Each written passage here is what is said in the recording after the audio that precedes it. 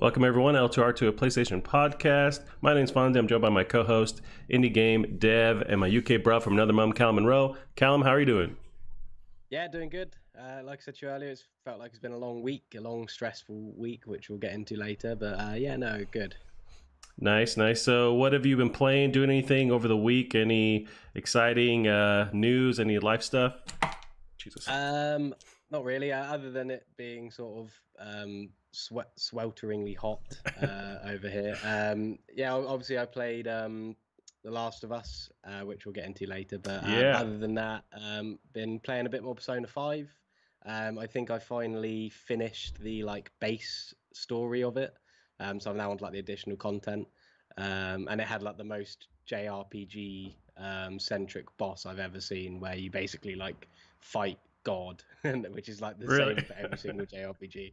So that was quite funny. But no, it's really cool. It's really like spiced up. So I think I'm like pretty much bang on 100 hours in now, which is just it's weird to even say that. But yeah, so bumbling along with that, and I've been playing more Mass Effect 2 as well, which I've been really enjoying. So yeah, keeping sort of the amount of games I'm playing down a little bit more this week. But yeah. That sounds like a lot already, but with Mass Effect 2, are you working on finishing that and also doing like a deep dive into that one as well? Yeah, so I'll be doing a review on it, same as I did for the first one. I'm really looking forward to it. I feel a bit more prepared this time round, because I've sort of been making sure I'm like recording footage that will like sort of work with what I'm going to talk about, and making notes as I go and everything as well. Um, but yeah, so yeah, I'm going to definitely do a sort of another sort of deep dive review on it, and it'll be a lot more positive from what I've seen so far compared to my first one.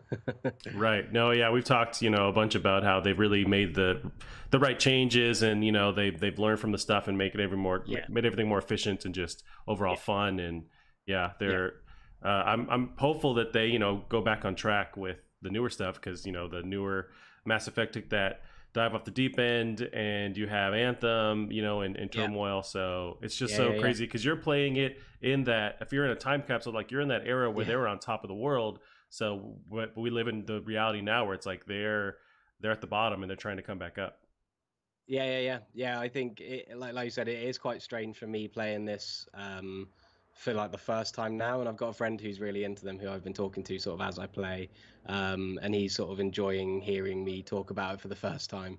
But that's also why I sort of wanted to do these videos on them, because I thought from somebody who's not only never played them before, so I can give like a fresh, nostalgia-free perspective on them, but also I really didn't Sure. like the first game. That's why I never touched the series. So it's kind of like I'm sort of eating my own words a little bit as I play it as well, which is quite cool, because I'm sort of I'm really loving the second game. So it's really making me realize what I missed out on as well.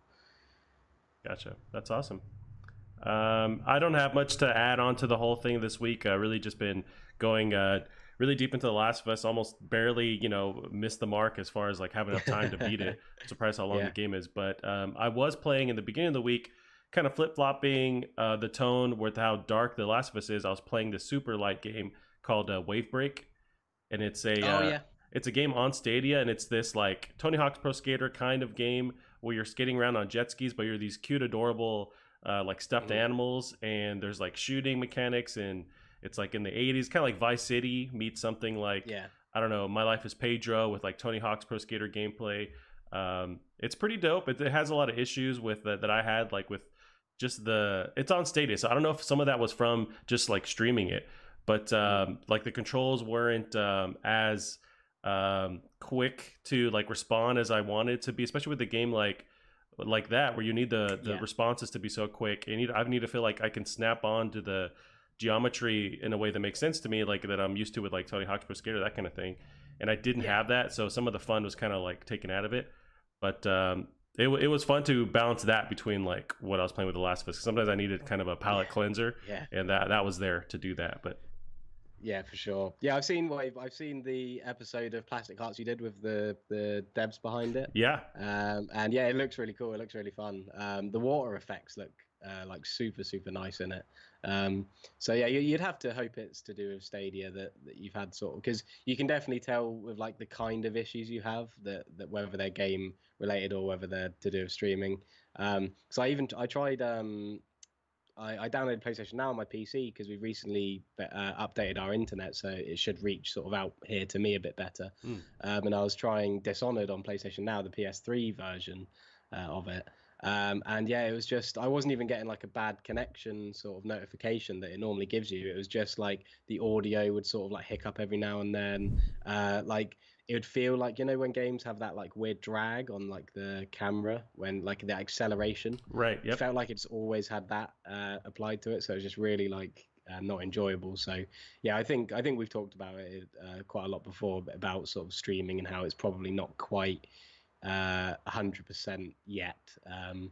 But no, that's cool. It's cool that it's finally released, and it's nice to see that they sort of have got it out there. And yeah, it looks awesome from what I've seen. Yeah, and it's a cool idea. They're a really good dev, and so I'm just more interested in seeing them put the game out in its proper channels. I guess, you know, like on console, on PC, just to make sure like, Yeah, okay, it wasn't maybe it wasn't stated. It was just like how the game runs. But I think you kind of have to factor that in.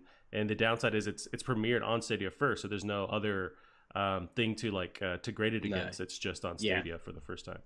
yeah. So is it coming? Was it coming to PC? Is it coming to like other consoles as well? Is They it? haven't said yet. It's all the promotion is just like first on Stadia, but I would have to Yeah, imagine that's just like an sure. exclusive deal, and then eventually we'll see it on, because all their Yeah, other games have released on other platforms, yeah, and they yeah. primarily did, or they focused on VR. So this is like one of their first times in this different genre. Okay, cool. Yeah, yeah, But yeah, played that and a little bit of Fortnite with the kiddos, with the nephews, just so yeah. I can Nice. stay in the loop and know what the hot new slang and what the kids are talking about now. Yeah, like stay hip. Yep. Do my But Fortnite dances. it's funny to say about the palate cleanser because I definitely feel like I needed that from Last of Us 2 as well. I've been watching The Expanse on Amazon. I don't Oh, know I've if heard you've that's a seen good that. show. Yeah, it's really good. It seems a bit like it's a little bit cringy every now and then. I feel like the acting's a bit. It premiered on Sci-Fi, I found out, which sort of explains the sort of like weirdness about it sometimes. But yeah, it's so interesting. It's and like all the space stuff is like done really well. So yeah, so that I've been sort of using that as my palate cleanser whenever I'm sort of depressed from what The Last of Us's story sort of did to me. But Yeah. I've also been after each like session, pretty much I would go and skate around a little bit on my skateboard, and I've yeah, been doing that more as just a way to then I'll like also process my thoughts while I'm skating, and yeah, I've been doing that as kind of like a balance to just the gameplay, and like and also just sure, sitting down all day. It's yeah, also a way to just get out and exercise. But yeah. I ate it pretty hard. I think it was last week, and my elbow and knees just like hurt, and it's made me weary of going back out there again. But Yeah, yeah, I just don't that's the recover as worst thing. fast. It's the worst thing when you're like got a little injury or something because then you can't go and like carry on and sort of Right. get like stronger. So you have to then like wait, and then it's just you're just gonna ache again because it's like still gonna be hard. Like I've been like neglecting training so much over lockdown. I did some training because we've like set up the garage now to have we've got like a punch bag and like a treadmill and stuff, so I can sort of Nice. got like a bit of room to do some things. And yeah, I did like an hour out there, and I couldn't walk properly for like 3 days. I just had like the worst like aches and like the inside of my thighs, and it was awful. But yeah, it's gonna be interesting when everything goes back to normal to see sort of how we fit back into like normal life, I suppose. Yeah, I know some in the states, some gyms are opening in various states, and they have like these weird like cubicle things they set up where it's almost like little bubbles for each like weightlifting Yeah, machine and that kind of thing. So they're trying mm, stuff out. It seems yeah, weird. I think I'd rather just like go for a jog or something than yeah, it just seems like a strange setup. But people are trying to figure it out. It's just I don't know. I know with because you're doing like kickboxing for a while, right? I know you've done mm. that for quite a while actually. Is there any way that you could really train with someone? I mean, besides like both you getting tested, and that's the only thing. Yeah, I don't know. I think there's a couple of gyms that I follow on sort of Facebook that I've been to sort of before, and the gym I train at hasn't opened or anything, but he's doing like live videos for the students to sort of do along, Gotcha. which is quite a nice alternative. But yeah, there's one gym that I know of that's opened, and he says that he's following like COVID regulations or whatever. But I'm not sure really how that works. I think it's down to sort of keeping space between other members, Right. not sharing equipment, so having your own gloves and everything.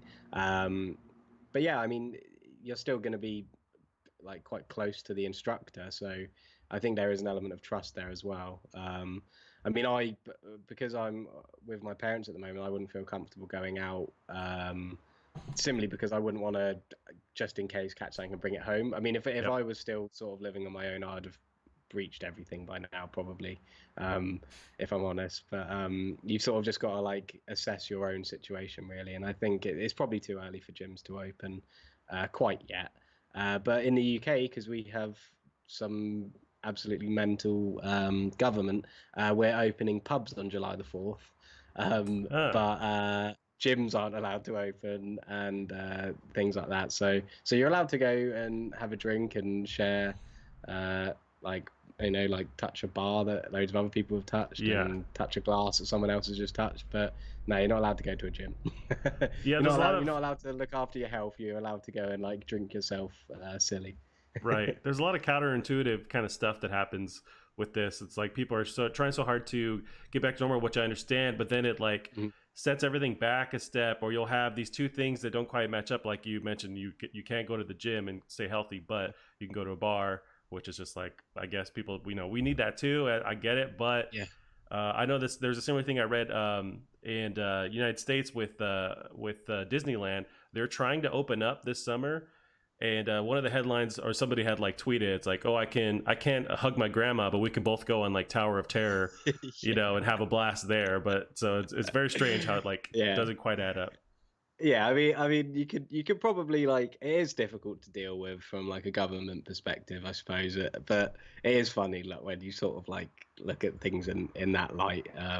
And we where I am, like near a place called Bournemouth on the south of England, it's just been in the news recently because where we just had like the hottest days of the year, we had thousands and thousands of people coming down to Bournemouth and just flooding the beaches. People were parking like just all down residential areas, and they were literally like I've never ever seen Bournemouth that busy, even when there's not a pandemic going on, and like just litter was left everywhere. Like the street, it literally looks like a Resident Evil movie. Like there's just litter everywhere, all along the streets. The beaches are cut. It's just like you just don't understand how certain people can sort of like think that way. But yeah, it's a mess, and hopefully it'll all be back to normal sooner than sort of we think. Yeah, I'm hoping so too. It's a strange time, but Yeah, yeah, we'll get through it, Callum. yeah, I'm sure we will. Cut to 2 hours later, and it's all gone to shit.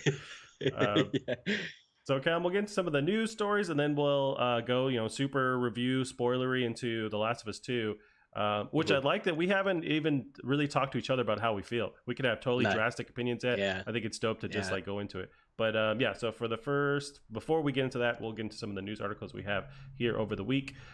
This first one is about The Last of Us 2. This is The Last of Us 2. Last of Us Part 2 is the fastest selling PS4 exclusive ever. IGN's Adam Bankhurst has an article. The Last of Us Part 2 has officially sold through over 4 million copies as of June 21st, 2020, making it the fastest selling PS4 exclusive ever. Senior Vice President of PlayStation Worldwide Marketing at SIE, Eric Lampel, took to PlayStation blog to reveal the milestone, all but confirming that The Last of Us 2 has surpassed Marvel Spider-Man as Sony's fastest selling exclusive for the PlayStation 4 in its first 3 days. So, Callum, that's pretty nuts, especially since Hmm. I thought this was a bit more surprising because this game, let's get into it. Like, this game focuses on Ellie. It doesn't have the box art, the dude on the cover. They're fighting Hmm. that marketing battle, and there's a lot of issues with like what they decided to do in the game. People were review bombing it. Hmm. So with all of that, it still sold incredibly Yeah, well. What do you think about that?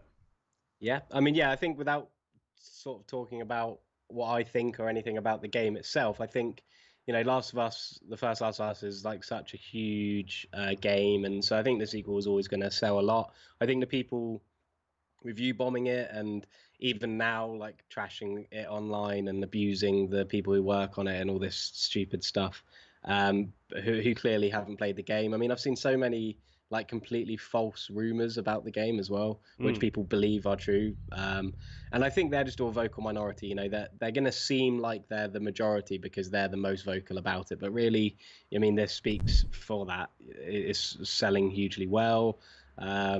You can look at the negative reviews on Metacritic, and just by having a score of what, like 3.6 out of 10, Yeah. like a score that low sort of does the opposite of put someone off, because unless like the critic score was at least somewhat low, like in the 60s or 70s, and then it got a 3, then it'd be a different story. But to be that much of a divide, you have to imagine there's some bandwagon hate going on, and sort of in the days that have followed, you can definitely see that is the case. And but yeah, I think in terms of it being fast selling PS4 exclusive, I think we could have expected that. I think it's great, and yeah, it's I'm surprised it was Spider-Man. That I mean, I'm sure I probably knew it in the back of my mind that Spider-Man was already the fastest selling exclusive, but I would have imagined it would have been like God of War or Uncharted 4 or something. Right. Same here. I guess with Spider-Man and God of War, I guess they're just bigger properties, especially Spider-Man is such a huge property. Yeah. It transcends, you know, beyond games. So I guess, you know, at the end of the day, it makes more sense that it is Spider-Man. Yeah. But I don't have the data for God of War. I feel like that's got to be third place. Maybe after that, Horizon, or maybe Horizon before God of War. Not sure. Yeah. Yeah, because the only reason I say God of War or Uncharted is because like they're the first games of this generation that are sequels. Well, God of War is kind of I mean, it is a sequel, but are sequels to games that were from the generation before, which is, you know, why I'd imagine they'd sell really well. So for Spider-Man to already outsell, you know, these sequels, it makes it even more impressive that Last of Us Part 2 has then surpassed that, because it not only means that it's more sought after than a God of War sequel or an Uncharted sequel, but it's more sought after than the thing that sort of beat those two things as well, if that makes sense. So right. yeah, it's really great. It's always good to beat records. So yeah, I think it's really cool. Yeah, I mean, this is another reason why, with so many PS4s out there, you can't deny the fact that as we go into next gen, you know, it's harder to make these games exclusive for next gen just because you're leaving all this money on the table by not supporting PS4. I get that there's stuff they want to do hard drive wise or performance wise that you can only do on PS5, but I think we're going to see a lot more games try and go, you know, compatible on PS4 so they can sell as well, because I mean, that's where all the consoles are. But I mean, yeah, it's pretty amazing. I really dug that they were able to pull these numbers, because it was kind of a divisive, at least a divisive release between what people see online, whether they played it or not. Yes. Yeah, for sure. Gotcha. So we'll get into this next thing, sort of related to The Last of Us. The Last of Us 2 is a big, long game. There's someone speeding away because they're so angry. In fact, give me 2 seconds. I'm just going to shut this door. Yeah, go for it. It might drown out the pod racers. Gotcha.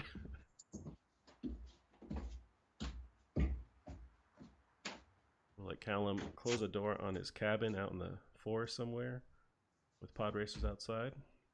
Ugh. Yeah, sorry, we do have a bit of a pod racing problem around here. Yeah, sorry, carry on. No problem. We got, so yeah, do you live on Tatooine? Where do they have the pod racing in in Star Wars? What was that planet? Yeah, I think it was on Tatooine, yeah. Or that's where Vader was. I don't think Vader was on the same planet as Luke, right? I mean, obviously not time-wise, but like, I don't know. I don't think Vader was from the same planet that they dumped or had Luke on.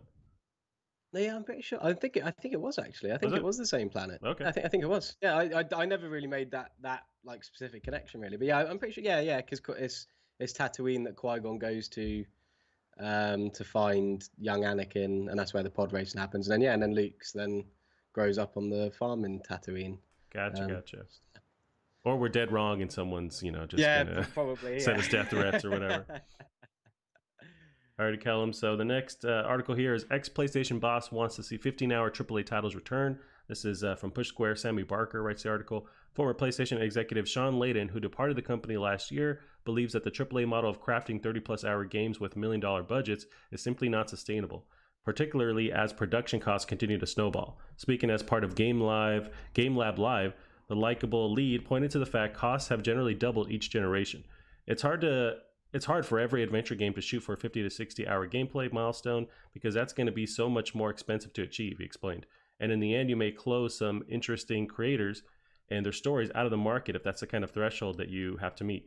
We have to reevaluate that. Layden continued that despite ballooning budgets, the cost of buying games has not increased. It's been about $60 US since I started in this business, but the cost of games have gone up 10 times. If you don't have elasticity on the price point, but you have huge volatility on the cost line, the model becomes more difficult. I think this generation is going to see those two imperatives collide. According to the executive, one solution may be to simply make smaller titles. Instead of spending 5 years making an 80-hour game, what does 3 years and 15-hour game look like? What would be the cost around that? Is that a full-throated experience? Personally, as an older gamer, I would welcome a return to the 12 to 15-hour AAA game. Callum, how do you feel about those words? I kind of agree with that, with these games touting, especially going to next gen, like this is our biggest world ever, this is the most expansive thing. It's like, I don't want that. I want something that is just more dialed in. Yeah. I think he's spot on. I think we even talked about how the cost of games should probably go up with next gen. To I think we were saying like $70-$80, but I think this is a perfectly viable alternative. I mean, but we also always say how we're not, or definitely I'm not really into longer experiences or whatever. I mean, Last of Us 2 took me about 20 hours to beat, um, and it and without going into too much detail, that's an extremely detailed game, which we'll get into later. But we also know that it came at the cost of a lot of crunch and a lot of hard work from its employees. So I think that this is a great alternative because not only will it mean that the production costs will go down, maybe meaning that we won't have to spend more money. But also they're more manageable. I prefer these games because I can experience more of them. I don't have to worry about my backlog and all these different things. And also it should hopefully lessen crunch because there's less areas that have to be fleshed out and less things that have to be that have to have people crunch on to sort of get perfect. I mean, I know Naughty Dog are an exception to the rule even with AAA games because they go into like a ridiculous amount of detail in comparison to other studios. Probably Rockstar with Red Dead 2 are probably the only studio comparable, but both of those come at the cost of extraordinary crunch, and I think this helps sort of a sort of talk about a solution to that as well. And I think something that's not really talked about a lot is with the Unreal 5 engine as well, with the new technology and everything, about how 3D artists aren't going to have to worry about getting their models low poly and making them run well in the game because I mean I'm not intelligent enough to understand how, but it seems that Unreal Engine 5 will allow 3D artists to import their model no matter the poly count, and they'll still run fine in that world. So that could also help reduce the amount of crunch that goes into these 3D artists' jobs and these animators' jobs as well. So yeah, I think it's a great starting point, a great talking point to go into. It's definitely something that has to be addressed, and I think in terms of the price of games and the sustainability of AAA, and I think it's a great. Sean Layden's a great person to start that conversation and get the ball rolling. Yeah, no, I agree. I wonder if a lot of these studios they focus on these long experiences because they're trying to justify the $60 price tag. And I think what Sean Layden is saying is that just because if we do or if we were supposed to follow this like a half as long model, they're not going to reduce the price to be half as much. It's going to be the same like full tier price. It's just a shorter experience. And maybe that's what these companies are worried about is offering something that's somewhat shorter but still demanding the same retail price. I don't think I mind that. They could maybe work on just more replayability within the world itself. Even like say like Horizon Dawn, that's a Horizon Zero Dawn. That was a massive game, super long, and I feel like you could have cut that in half. Maybe add some other components, challenges to make it more replayable. I mean, it is pretty replayable, and then you could still charge $60. So you might have to do more, provide more other mechanics or other ways to replay it. But you can it could be done where you cut that world, basically the scope in half, or I guess focus on DLC that adds more options to it. But yeah, I just wonder that they're worrying about providing something that consumers will want to pay the full retail price for. Yeah, Yeah, I just think length of a game should not be in the conversation at all when discussing like quality. I think obviously, like with Resident Evil 3, I mean that was what, like 4 hours long or something. Right. And obviously that definitely has an argument about being too short, but that's I suppose a different example because that does have replayability.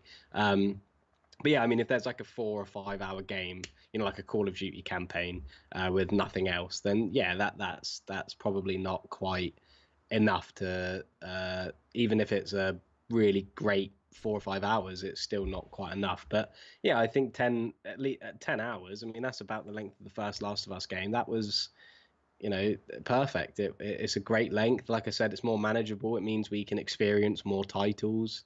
Um, and I think for AAA games that are more narrative based, I think that's a perfect length. I don't think we need 50 to 60 hour games. Um, Even open world RPGs, I prefer that they're more that they're shorter in terms of like from getting from A to B in the story, but and then you have like these extra things that you can go off and do if you want to. So yeah, I agree with everything he says. I think it's yeah, I just don't think length should have such a high place at the table when talking about the quality or the viability of a game. Yeah, no, I agree, and I think it's hard for a lot of people to. It seems like that's the case where it's hard for them to separate that by judging the Yeah. quality and how did I actually enjoy the experience versus how long was it, how much content was there, Mm. that kind of thing. Yeah. So I think they're also fighting just the general consumer. That I Yeah. don't know. I've never met the general consumer, but it seems like they're an idiot and they just really go for like these taglines on boxes like, oh, it's 80 Hmm. hours plus or biggest Yeah. world ever, and they're the ones that movie companies make the trailers for that show you the entire movie. It's like there's idiots out there, and it seems like they're the majority, and so they kind of run the show. So maybe Hmm. because they guide the demand. They're trying to make sure that they're happy. But I don't Yeah. know. We're getting smarter, and we can. I think a lot of us can, especially as we get older, we can appreciate these smaller experiences more. Yeah, and it's like so the Steam summer sale started today, and I bought Assassin's Creed Origins and Odyssey, for sort of because I want to get ready for Valhalla because I think it's like a new story or whatever. And I Yeah. was looking at the reviews for Origins, and like loads of reviews are saying about how a lot of the side quests are like extremely repetitive, like they're exactly the same but just in different areas of the map. Oh. And this and so those side quests, like once you've played it once or twice, there's no further enjoyment to get out of that except from fleshing out the game, making it longer, making you spend more time with it. So this is what, like, if they took those out or just had one variation or maybe even two variations of each kind of quest, yes, the game will be cut short, much shorter, but you'll finish that experience and be like, wow, I really enjoyed my time with that. I didn't once feel like negative in like I felt it was repetitive or anything. Like having this filler serves no purpose except making the game longer. Like why do you want a game that's longer just because it's longer? Like that's what I mean. Like Right. people aren't saying, "Oh, I want a 60-hour game because then I'm getting a 60-hour experience which is all positive." You're getting about 20 hours of genuinely new and fresh and exciting gameplay, and then 40 hours of filler where you may be grinding or you're doing repetitive side missions or you're just doing something that the game wants you to do to drag it out. Which I get that, I certainly like grinding in games, but I wouldn't be upset if that wasn't in the game as well, if that makes sense. So Right. yeah, I think people just look at the numbers. They look at the complete length and just say that's good, and then they don't think that, oh well, actually I spent so many hours doing repetitive things that didn't actually really need to be repeated like they were. So yeah, like I said, I think it's a conversation that needs to be had, and I think someone like Sean Layden starting it is a great way to get people thinking differently about it. Yeah, it's always an interesting conversation because we're dealing with art and how do you price art, and Yeah. also the what happens when the art is influenced by the price or by the consumer and they really need to be separate. Like I want these studios, and it's only something that's achieved by these like really top tier studios that they can do whatever they want. It doesn't matter about the consumer really, because there's so much trust and they nail it every time. Say like a Rockstar, like a Naughty Dog, they can afford, Valve, they can afford to do whatever they want, and everyone just has to deal with it. But you have these studios where I wish they didn't have to listen so much to what people want and just do whatever they want. So they're not adding stuff, they're not adding padding into a game to reach a certain length because consumers want it. They're doing exactly what they want to do, the right amount of length that they want to do. But it's always tough because this is art, and these developers are having to create it to hit these like bullet points for consumers, but it's almost pulling them out of what they honestly want to do. Yeah, and the production costs and sort of the amount of money that obviously shareholders like need for their investments or whatever, that is what causes the crunch as well that people, should be against. And this is a way to try and, not obviously this won't, if they were to start charging more money for games, or if there was a new way of like looking at creating AAA games, I wouldn't eliminate crunch, but it's definitely a starting point into thinking how the industry can do things differently, especially when it comes to the labor that goes into making these games. So that's what I mean. I think the trade-off of people having to, crunch and make these longer experiences isn't, and I'll get into this later with Last of Us 2, because I think that has a lot of things that are so detailed that just aren't necessary. I think that I think that people are looking at the length of games, going, oh yeah, I want the longest possible game that I can get, but that's what's causing these people to be overworked and make these super long experiences, which are not being compensated enough with the base price of games. Yeah, no, I agree. It's an interesting concept, and it's something that's been around for so long. We'll see if next gen, if they decide to change that model at all. I guess we could say that the current gen did try and change that up with the whole loot boxes and just like other cosmetic stuff. Like really with Fortnite, games like that, they added so much cosmetic ability, letting you buy stuff there to kind of offset those costs. And so maybe as we go into next gen, there's another format that they can add where it doesn't take away from the gameplay, or it's not predatory, but it gives a way for these companies to make some more money, but still keep the price model the same for the base level of the game. I don't know, but I wonder if we'll see a new series of different like exploration with the pricing. Yeah, and I think that a lot of games don't apply to this sort of the budgets and the cost of buying and things, because I mean, again, using Assassin's Creed as an example, I imagine with the amount of microtransactions that game has, the amount of different additions that game has, the amount of additional content there is, and I don't mean like expansions, I mean just like in-game currency things, like buying multipliers and buying weapons and all these things. I think those games probably make a ridiculous amount of money. So I think Sean Layden's probably talking about these games like God of War, which had absolutely no additional content, no microtransactions. The only money it made was selling the game. But obviously that is a AAA game that will have had a huge amount of money put into it. And I think it's the same with Uncharted. I think Uncharted maybe had a few multiplayer things, but that community is not quite as big. So I think there are some AAA games that this doesn't apply to. I think there are some AAA games that make plenty of money due to the way they try and tackle this sort of problem. But the reason that they have these microtransactions is because this is an issue. So it's still definitely a thing to sort of think about. I wonder if the key to this is just more sponsorships with corporations. Like we get God of War, in the next God of War, he's eating a slice of Pizza Hut pizza. He's got his Pepsi, and that's how they offset the cost. He's dunking on someone with his Air Jordans. Like if you can incorporate that more, that we get it all paid for, we're all good.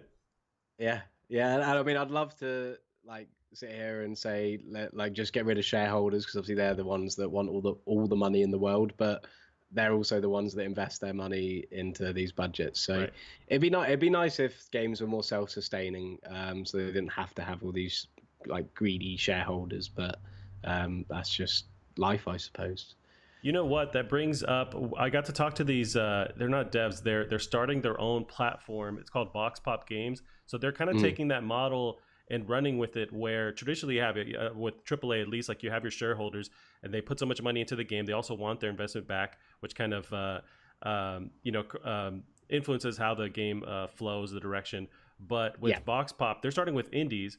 But the idea is that as a player, you can invest into a dev and give them money and basically pay for and fund. It's like a venture capital thing where you're funding the yeah, project directly to the developer. I wonder if you can then, like, if years pass, if that can grow into like a AAA space where Naughty Dog, they like branch off, or something, some big kind of developer like that branches off and says, hey, you pay us for our next game directly, and then we're off to the races. Like, we don't have to worry yeah, about these other entities coming in. It's just, if you're a fan, you'd have to have a lot of fans to actually pay yeah, for it. yeah. But there's other markets that are trying to, like, create options. Yeah, well, it's like Kickstarter, isn't it? I think was it Larian Studios who made Divinity: Original Sin? I think that was a Kickstarted game, and I mean that is a hugely popular franchise now that's gone on and been published under different branches and things. But yeah, that was originally Kickstarted, and Larian, I think I might have got this wrong, but or it might have been Pillars of Eternity. I'm not sure, but I know that they had lots of fans from their older games. And so doing a Kickstarter was a really good idea because all these fans could come in and give them money, and it meant that they didn't have to worry about these things like investors and deadlines, and Right. because that's the thing, having these investors is what creates deadlines. Fans, I think the games industry, when games are delayed, I think generally, like, I never really see people actually annoyed that a game's been delayed. I think people are pretty accepting of games being delayed because they're happy to wait for them. They're happy to wait for the best version of the product. But the problem is that deadlines, when you're talking about games with shareholders, means crunch, and it means having to meet these deadlines so that your shareholders are pleased and they're getting a return on their investment. But Right. if something's kickstarted, it's funded by fans, and fans are just so understanding of these kinds of things. So I think there's definitely a way for things to be shaken up there as well. So it's quite cool that Vox Pop are sort of realizing that problem and trying to sort of get some things going on there as well.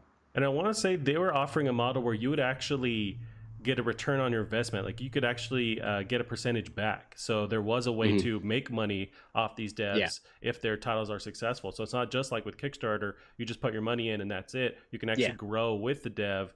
They're exploring that. They're like super early on in that, and they're just yeah, dealing with indies. But I mean, we could flash forward 10 years. I wonder if other companies would come out and let you grow with the dev, like actually invest your yeah. money more on a consumer level. We don't see that a lot. I know that was a lot of No, issues with Kickstarter at the beginning, is that you give them your money and they can do whatever they want with it, and yeah, you funded this project, but you get no return off that. You get the model of the game, you get the a t-shirt, whatever, but you don't get yeah, to experience the growth that they do. And I yeah, wonder if there's more attention, or like excitement for people to actually go that route versus yeah. just giving them money. Yeah, that's interesting actually. That is it. There'd have to be like a huge amount of transparency, I suppose, Oh yeah. with the finances and things. But yeah, that's definitely an interesting solution, and I'm just glad that people are exploring those avenues because I think, yeah, I mean, not to get political, but there's definitely now that we've got to where we are under, like, like capitalism and everything. I think there's now definitely a way that we can steer it, off slightly and try and, you know regain some ethical sort of solutions to a lot of the problems that there are, like, especially in the games industry, which has some really awful crunch issues. So yeah, it's good to hear that there are some people fighting that fight. Yep, I agree. Alrighty, Callum. Well, we got our last article here. This one's a pretty fun one. So this is Crash Bandicoot 4 was officially announced. So I don't know if you saw online on Twitter. Anyways, I was seeing, like, by Friday last week, it was starting to unravel. Like, a lot of stuff was getting leaked and showing Yeah, off, and then by Monday they finally made their announcement. Um, and it was also, so it was showing off, which I don't have here, but Jeff Keighley did some kind of like I think it's been his Summer Game Fest thing, and I want to say it was revealed there as part of that. But there was also Alf was involved. You remember Alf from the TV show where he's yeah, like a puppet? He was yeah. there announcing something. I didn't watch that part, but I just saw it screenshots, and I'm like, what alternate dimension did I land in? But the actual article here is from IGN.com. Jonathan Dornbush has the article. Crash Bandicoot 4, It's About Time. First gameplay and details revealed. Activision has announced Crash Bandicoot 4, It's About Time, a brand new canonical sequel to Crash Bandicoot 3 Warped. Spyro Reignited trilogy developer Toys for Bob is behind the brand new adventure, which is set to be released on October 2nd, 2020 for PS4, Xbox for $60 US. It's About Time. It's built from the ground up as a new experience in the spirit of the original 3 Crash games developed by Naughty Dog for the original PlayStation. Players can either play as Crash or Coco Bandicoot for the full adventure, with other playable characters thrown into the mix like Neo Cortex, featuring a brand new art style, making a departure from what Vicarious Visions created for the Crash Bandicoot Insane trilogy. It's About Time will feature new platforming moves, new masks, new special abilities, 2 major control schemes, and plenty more. What'd you think about this? I'm overall pretty positive about the trailer they showed off. Yeah, it's really cool. I think it looks great. I think it was very brave to try and to sort of change the appearance of Crash and like the other characters, but I think people were really positive about that, so they've done a really good job there. So kudos to the sort of art team. It's really cool. I think Voice of Bob's a really good choice to take it on as well. I think they ported the Insane trilogy to Switch, so they've got some Gotcha. sort of dealings with it, and obviously they did the Spyro trilogy, and they also did Skyland as well, which I don't know. My little brother loved Skylanders when that was like a thing, with all the That little was action huge. figures. And I used to like play it with him sometimes, and I mean, luckily I never got into it because I know that the figures are like a super costly thing. Right. But he had like a box full of them, as little kids do, get spoiled rotten. But yeah, whenever I'd like watch him play, they seem like pretty cool little games. They've definitely got like a really nice style, and yeah, I'm excited to see it. I think I'll definitely have to go back to the Insane trilogy now because I only did the first one when that came out, and the third Warped is definitely my favorite one. So I'm looking forward to sort of having a reason to go back to it. When was the release date? Because I know they announced it. I just can't I remember. want to say October. It was just in the thing Oh yeah, here. October the 2nd. Yeah, Gotcha. Yeah, October 2nd. Cool. Yes, that's soon. That's just a couple months from now. yeah. But yeah, it's exciting. I think it looks cool. But yeah, like I said, I just need to get back into that sort of series because it's not really a series I've been that into since I was sort of a little kid. But I know that I'll like it as soon as I sort of get back involved. Yeah, and I didn't mind there was some, issues online or just some interpretations of the change in the art style, like it's more cartoony and Hmm. I guess more cell shaded. I didn't mind that. I thought it looks dope. It looks very close to original Crash, Hmm. but some people didn't like that. I thought it was fine. Yeah, well, yeah, I think what you got to remember though is this is a sequel, so this is like a brand new edition. The Insane Trilogy is a remake of the old games, so Right. they need to put their own stamp on it. They need to separate it from the original trilogy, and I think they've done a really good job. I think they've done it really respectfully, and but also in a way that shows that that whilst that trilogy did come out with new graphics, it was based on old games. This is a new game, new mechanics, new everything, and yeah, I think it's really exciting. And I think when we finally get to play it, I think we'll see how archaic the gameplay is even in the remade trilogy. Yeah. So I think it will be a really interesting contrast, and I think having a different art style will just help aid that as well. Gotcha. Yeah, I agree. I'm pretty stoked for it. Um, Yeah, Callum, so that's all we got for this week. Beyond talking about The Last of Us, we can end it here, and then we'll, cut this off. We'll do our own little special yeah, Spoilercast separate episode. So we'll do our normal spiel, ending it. Where can they find you online? sure. So Twitter at Bear Munro is where I'm most active. So yeah, follow me if you like. Awesome, and you can keep up with the show on Twitter as well. Plastic Heart Pod. That's it for us this week. We'll see you guys next week. Bye bye. See you later. Alrighty, Callum. And so yeah, we're still live. I'll do another intro spiel, and then we'll just do a Yeah. full spoiler cast. Do you need a? I was gonna use the restroom real quick. How do you feel about that? I'm all good. I mean, I've just had a coffee, so it might creep up at some point. But no, It's for creeping now, up for on me. now, I'm all I'm good. feeling it. Yeah. No, you go ahead. I'm, Okay. I'm I all mean, I'll good. just keep everything going, and then we'll Yeah. because then I end Yeah. up No. just like cutting it out on YouTube anyway. So all right. It's live TV. Yes.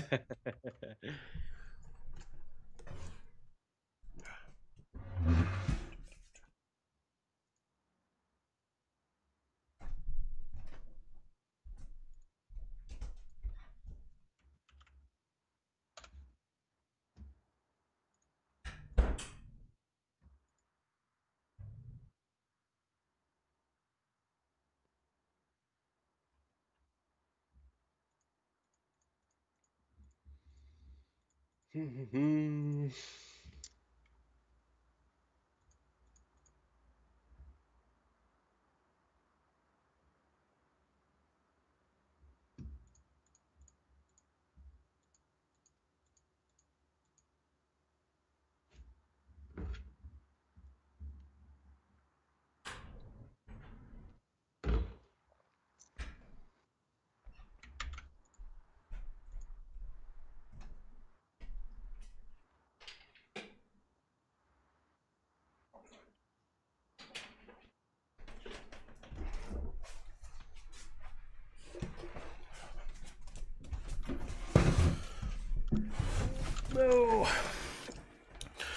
All right, Callum.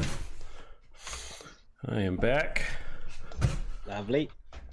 Thought about taking the mic with me so you could hear just how intense it's going down. That reminds me, do you remember, I never really watched or listened to this guy, but is it Dr. Disrespect? Oh yeah, I know of him. Yeah, he got in trouble at like a Twitch or something or some event he where he filmed was some kid or something, didn't he? Well, he was like in the bathroom filming, just filming like this video of him talking, and just like didn't edit out people in there, and just walked into the bathroom, was filming. Yeah, but he got in trouble for that. So I thought about maybe I'll do that, but then I realized nope, don't do that. Just in case there's some kids around. Or... Yeah. Alrighty, Callum. So yeah, do another intro, and then we'll get into it. Lovely. So let me switch over.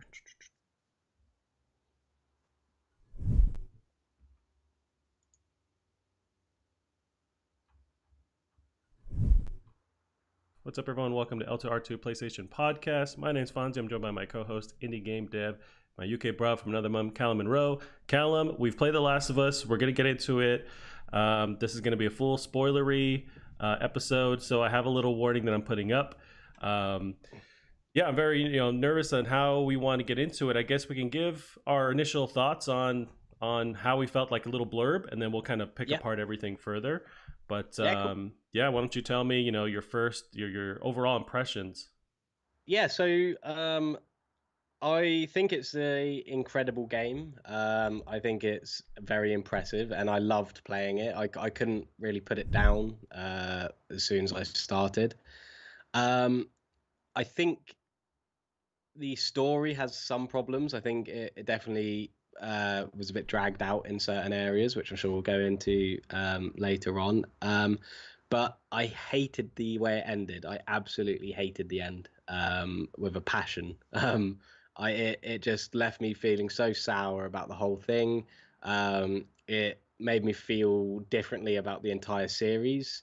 And yeah, it was kind of like there was no payoff. There was no nice conclusion to sort of let me look back fondly on the series.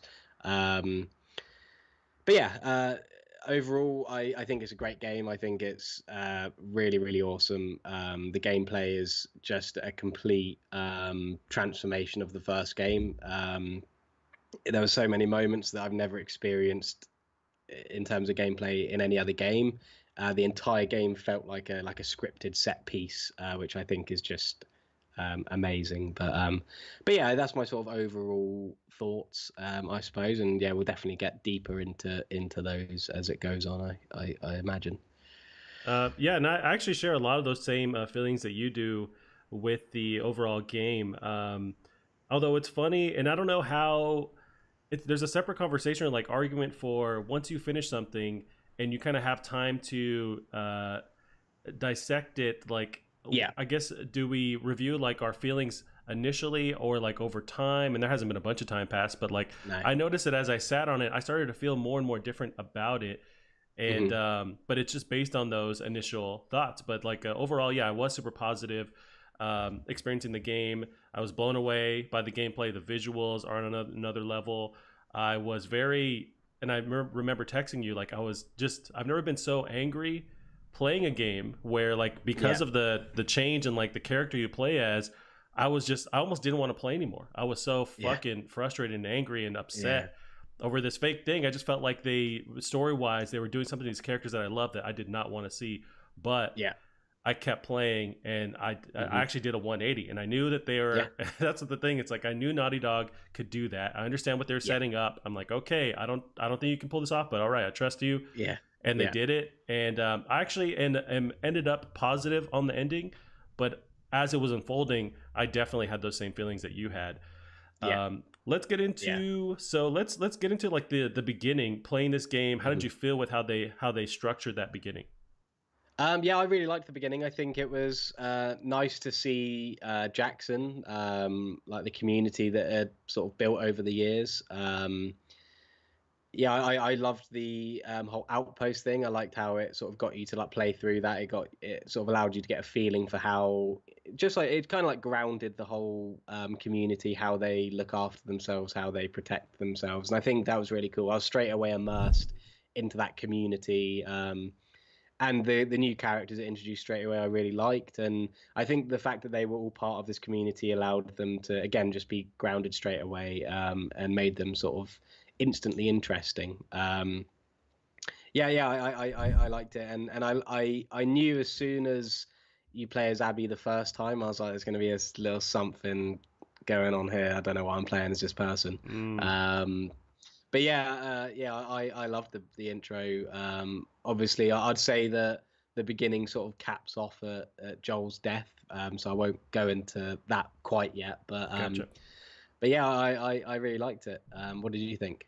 Yeah, looking back, I love the I guess comparison to like the first Last of Us game where you watch Hmm. society fall apart as you play Yeah, as Joel's daughter, and then eventually as Joel, you see society just like fall to shit in front of you. yeah, With Jackson in the second in Last of Us, it's very much like rebuilding of society. You're walking around this town yeah. that's flourishing. Kids are playing in the street. I love how that was just such a stark, change in tone Yes. from those two Yeah, games, and little stuff like when you do eventually go out with Dina. Before you do that, as Ellie, you have a snowball fight with these kids, yeah, and they're like introducing you to the mechanics in such a way that's yeah, like, I love how they did that, because you're going to use these yeah, same shooting mechanics, but rather than have you shoot something, they have you do something that's super fun and just like a happy yeah, moment playing with these kids, because yeah, it's going to be such a dark game. So yeah, I knew it's like savor this moment because there's going to be just like so much death and yeah, destruction. And yeah, but yeah, stuff like that, and how you walk around the town, and yeah, you really feel like it's lived in, and you yeah. already feel for the characters.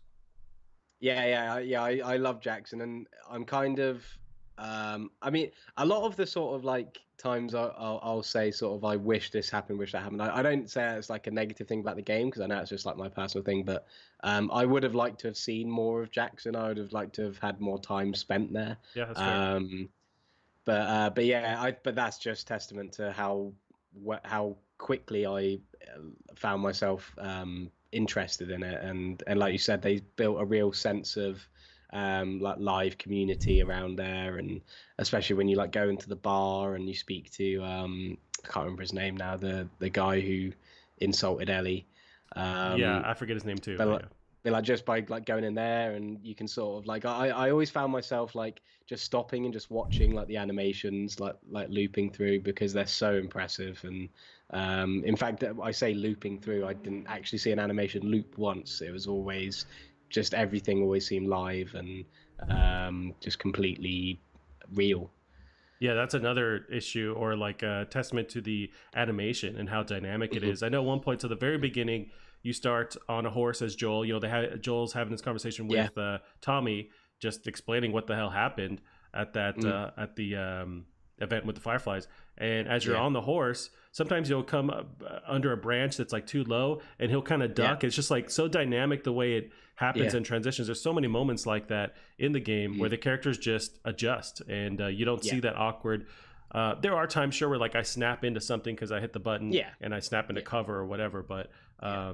the fact that they have so many options for the character to move that are just like on the fly is nuts.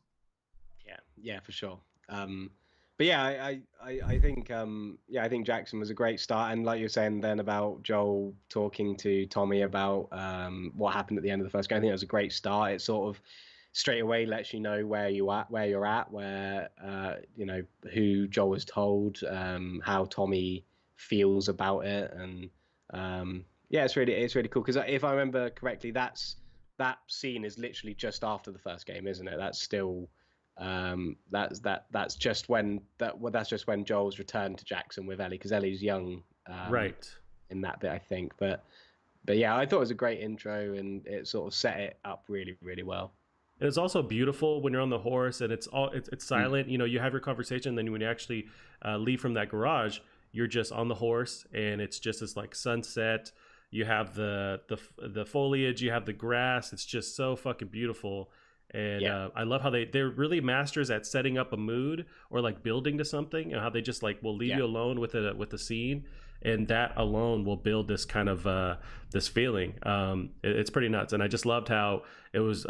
If you go back and play the first Last of Us, or just think about the first Last of Us, that intro was so different because it's already starting off dark and eerie and foreboding, and this one is just more of a just an opposite tone to that. yeah, yeah, yeah, definitely. But then the tone shifts quite dramatically, It does. and with Joel's death, obviously, and I've seen a lot of fair criticism about that scene. But like, what did you think about it? It was rough, man. It was really rough, especially since I guess I always knew something was going to happen with Joel. I know he wasn't going to come Mhm. out of this clean and everything's going to be happy. I expected that. I guess what made me also, what added to the frustration or anger was playing as Abby right before that. Because Yeah, once they start talking, once you play as Abby and she's talking with the other guy, you don't know them yet. They start to reference someone that they're looking for in Jackson, and you realize, hmm, okay, it's fucking Joel, and she's yeah, after him because justifiably yeah, so, but she's after him. And so playing as her right off the bat, I was just so angry because like I don't want to help her kill Joel in any yeah, way. yeah, So yeah, I know at the beginning I was like, hey, can I just like jump off this cliff and end it yeah, here so Joel yeah, lives? Like I don't want to deal with this. So I yeah, could yeah, yeah, tell it was already going that direction. And sure enough, yeah, yeah, you and it sucks so much because they they help that whole group out, Joel and mm, Tommy, and then for yeah. them to they just have no idea that they were looking for him. Yeah. Yeah, so yeah, I think it was. I mean, in terms of like how it was done, I think it was really good. Yeah, it was awful to watch. It was uncomfortable considering all your relationship that's already started with Abby. Very uncomfortable. One of the very many uncomfortable moments in the game. Um, but I think the way it was done was really good, and I think a lot of people have umbrage with the fact that Joel like so readily gives them his name and things like that. But I didn't really find it that unbelievable. I think with the circumstances of the storm that was happening, they needed shelter, the fact that they had saved her, and I mean that just from like be like having to run away from all the infected and everything, I think that would probably bond you with somebody quite quickly, no matter what. So I think they'd probably feel quite friendly, and they're so near Jackson, like Right. safety. So, um, but yeah, I think it was tough. It was really rough to watch. And when you're playing as Ellie just before, I love that bit. It reminds me a little bit of like that bit of gameplay at the end of the first one where you play as Ellie for like literally like 30 seconds and the game ends. It kind of reminded me of like that. Like there's no reason for you to even be playing that part because you don't actually fight anyone. You just walk into the house and then the cutscene plays. Yeah. But it sort of lets you feel that desperation as you're trying to get to that house as quick as possible. Because I remember thinking, oh, like I need to get there like as quick as I can. Like I need to find a way in and everything. And I Right. think that was quite a really good idea to give the player control at that moment. And then you go down the stairs and obviously the cutscene plays. And I noticed as well that when Ellie gets closer, she can hear Joel like screaming out, and you can see like her body language starts to change and everything. And yeah, it was a very powerful moment. And again, personally, I would have liked it not to have happened so early, but Mm. I've got no real problem with it happening, and I think it was done really well too. I agree with that. I know some of the criticisms online I read after the fact were, I mean, the fact that he was killed the way he was, I think, and I had these same feelings watching it unfold in real time where I would have loved for this character that I adore to have some kind of like sacrificial moment where he's kind of Hmm. like holding the door and zombies are coming in and he's like, you guys go. And then Yeah, like some kind of like awesome moment. It's not that at all. He just gets taken no, out. But I think they yeah, needed to do that tone wise to give you the reason to go on this or to see why Ellie yeah, goes on this revenge mission because yeah, she watches him just get murdered in cold blood like right in front yeah, of her, in this just ruthless way, and they needed you, the player, to feel that too, so that we're on board with her going on her mission. Sure. As I was playing the game, there's a lot of comparisons with me to another revenge story, which is John Wick. Have you ever watched the John Wick movies? Yeah. Okay, similar thing where, you know, his dog is killed, and it's just his only connection to his wife, and that sets off everything. Although different, because that dog in John Wick is this pure character that didn't do anything and just like gets killed, and so you understand that all the terror, all the murder is somewhat justified, right? With The Last of Us 2, Joel is a bad guy. I mean, you can debate his intentions, all that kind of stuff, what he did it for, but he murders a bunch of people. He saves Ellie, and maybe for selfish reasons, I understand, like, it's debatable, but he's sort of a bad guy. So when he gets killed, it's not the same like way where you can just get revenge for revenge's sake. He also comes with his own baggage, and he kind of brought on what got him killed in the first place. So it's tough, and I think you see that with him. The way he kind of lets it happen is that he knows that he's reaping what he sowed. Like he knows that he owes his life basically for all the stuff he's done. Yeah. I think you're right. I think there's definitely a complexity to Joel and to the whole moral compass in The Last of Us's world. So I think it sort of, I suppose, getting a bit further on, you know, how it eventually puts you in the role of Abby and tries to get you to sympathize with her. I think it was a clever hook to use to sort of try and just invoke emotion from you, explore this sort of moral grayness to the game, and I think in that respect it's great. I think it's a good continuation of the game, because the first game was all about that as well. You know, the ending of the first Last of Us, you were unsure whether Joel was even a good guy or not because of what he did. Right. So I think that same moral confliction is still the theme in the second game, which I think is good to have. Yeah, it's funny to take a step out of this. Notice how our first reaction is to talk and dissect the story, and that's something with The Last of Us where they're almost created their own lane. Like it's not just a game; it's this thing that kind of transcends that, because the story is so prominent. It's almost like its own genre. I mean, the gameplay, of course, it's top notch. It's amazing. The graphics are amazing, but the first reaction is to try and pick apart and understand that story. And they've done such a good job with making you feel so much, you know, anger and hate and happiness, and just such a wide ranging extreme emotions. And that's what I love about The Last of Us, is that I come to it to feel this way. And sometimes those feelings were not good or happy or agreed with them, but they made me feel like that was the whole point. Yeah. So no, it's just like it's funny that that's our first reaction, because it's such a strong story. Well, yeah, I think the two are so removed from each other as well, and I think that's where a lot of people have problems with the game, is because I think where a lot of, you know, the way the writers talk about the story as well, you know, not being fun or anything, and you know, a lot of the themes in the story, they don't really translate that well into the gameplay, I find sometimes, because the gameplay is really fun. It's super fun.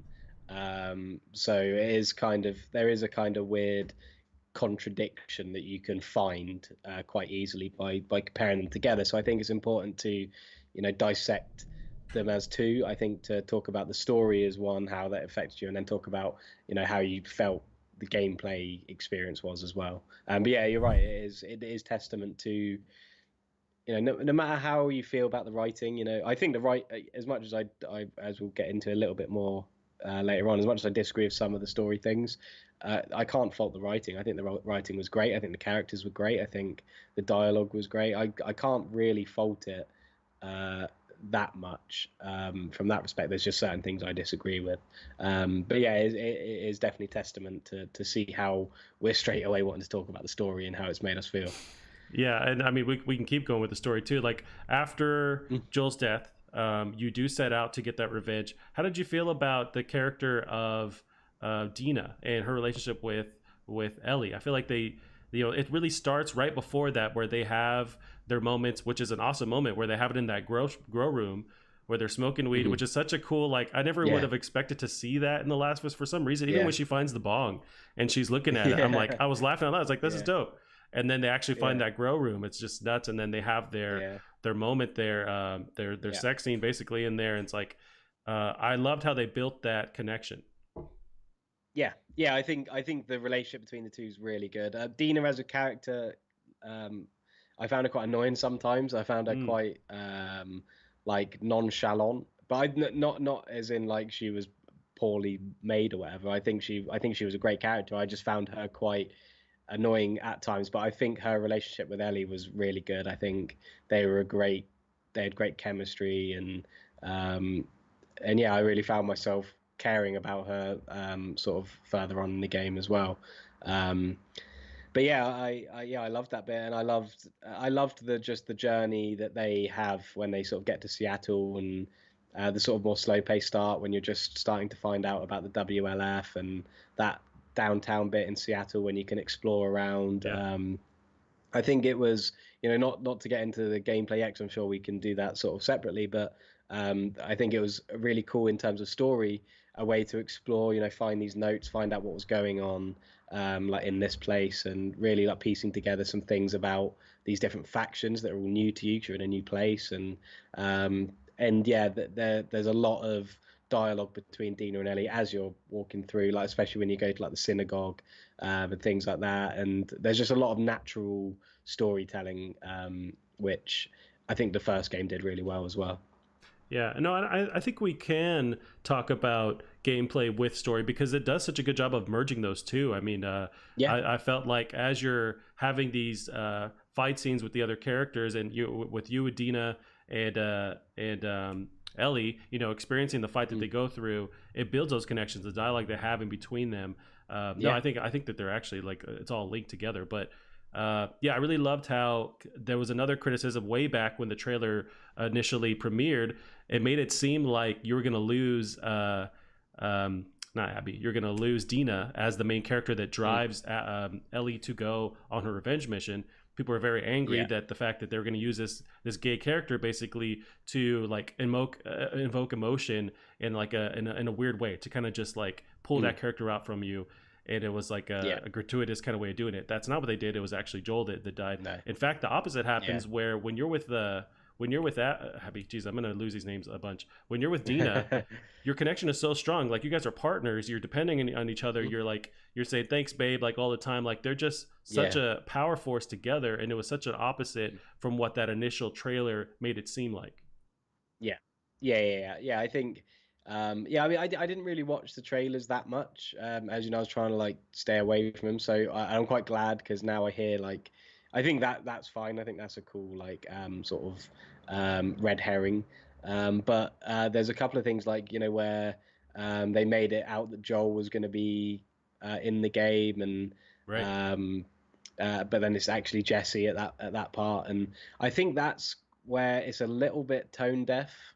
Is the way the game was marketed as an Ellie and Joel thing, and even like Neil Druckmann was even saying, this is an Ellie and Joel adventure, and he even said that when the HBO series was announced, he was like, oh, it has to be about Ellie and Joel because Last of Us is about Ellie and Joel, and I felt that to then do a complete 180 and have Joel killed straight away was a little bit tone deaf because people were expecting it. Not because that was just what they predicted, but that's what he told people they were going to get. And I think that was a little bit, like tone deaf, a little bit disrespectful to lead people on to think that it's going to be one thing and then give you something that's not only different, but is kind of detrimental to it being part 2 to the first game in the first place kind of thing. So, but yeah, I think like you were saying with the motives, like with people making it out that Dina dies, I think that's cool to have sort of these expectations subverted in that respect. But I think they were a bit too the writers were a bit too sort of trying to sell you the fact that this is going to be an Ellie and Joel game. Yeah, I get that. I guess devil's advocate is because they play with time so much in the game, with having you play 3 days as Ellie, 3 days as Abby. There's also a lot of, which I thought was awesomely done, the way they insert these like flashbacks with you and Joel, with Ellie and Ellie and Joel, and with Tommy. It's like there's a lot of those flashbacks that happen. So it's almost like if you were to put those chunks together, maybe there is more of a focus on Joel and Ellie, but it is spread out in these specific Yeah. moments. But you're right. Yeah. At the end of the day, it's not as much as we thought. I mean, Joel really it doesn't have much of a presence. I thought, and once again, No. going to that initial trailer that they showed off, like one of the first ones, where they show Joel kind of like as a ghost, kind of come into play and talking to Ellie, asking her, "Are you sure you want to do this?" I thought that Joel was going to be this kind of in the back of her mind. Kind of thing guiding her or questioning like, hey, do you want to do this? You're losing your humanity, that kind of thing. And he wasn't, but I just kind of had that. No. I just imagined that in my mind. That's where we're going to go with it. And he wasn't at all. Yeah. So I suppose we, because I mean, in terms of story, I don't think there's a huge amount more to talk about with Ellie's like first 3 days in Seattle, because I think the thing is that a lot of the things Ellie does, so for example, when she like kills Owen and Mel, and even when she kills that dog in the aquarium and all these things, they're not as much. They're really good, but they're not quite. They don't quite give you that emotional feel until you've played Abby's sort of part, and you get an attachment to these characters that were otherwise irrelevant to you and to your emotions the first time through. But what did you think about sort of the end of Ellie's first part when you get back to the theater and then Jesse obviously is killed and then it sort of stops there and then starts with Abby's thing? Well, I mean, when they actually give me control again as Abby, I was very angry. Yeah. It's so much so I was, my wife was there with me. It's like, I don't think I want to keep playing this. Like I was almost like, I feel like they owed me something. It's like they ruined my, this game I've been so happy been waiting to play. And now like when I wake up, I have no interest or enthusiasm of playing this. At the same time, I knew they were doing it for a reason. And it was just hard to like separate that out of my mind, because I knew there's a reason why they're doing this. They're going to somehow make me feel for this character. I have no idea how. I don't believe it, but I trusted it. Although like right before then, I think there was some progression with Ellie right before that, or during those 3 days, just in the fact that they show her kind of just how far her addiction is and how what she's willing to like sacrifice and give up. She doesn't really listen to Dina very much. She's willing to be really really riskful in her pursuit of Abby, and also introduces the whole like love triangle with Jesse coming into play, and Dina, you find out Dina's pregnant, and they're together, so it's like, how is Jesse going to fit into it? I liked seeing that stuff unfold, and of course when you end it with Jesse dying, it just like it hits hard. It's like, it sucks, man. Like there's no way you can come back to this, and they can both parties can walk away. And again, it's testament to how it's written, because these are all new characters, but we care about them already. So when Jesse died, you're straight away like hit with that sort of emotion, because, like you said, you've been watching the escalation of the situation with, Dina being pregnant. Obviously, Jesse having to put up with the fact that Ellie's now with his ex-girlfriend, and so there's definitely a lot of complexities there, and I think those complexities do just make you care about those characters more, because you kind of want to see it unfold. You kind of want everything to sort of work out. So when Jesse's killed so bluntly and so like out of the blue, it really does hit hard. And also the fact that like that scene happens just before you take control of Abby, Right.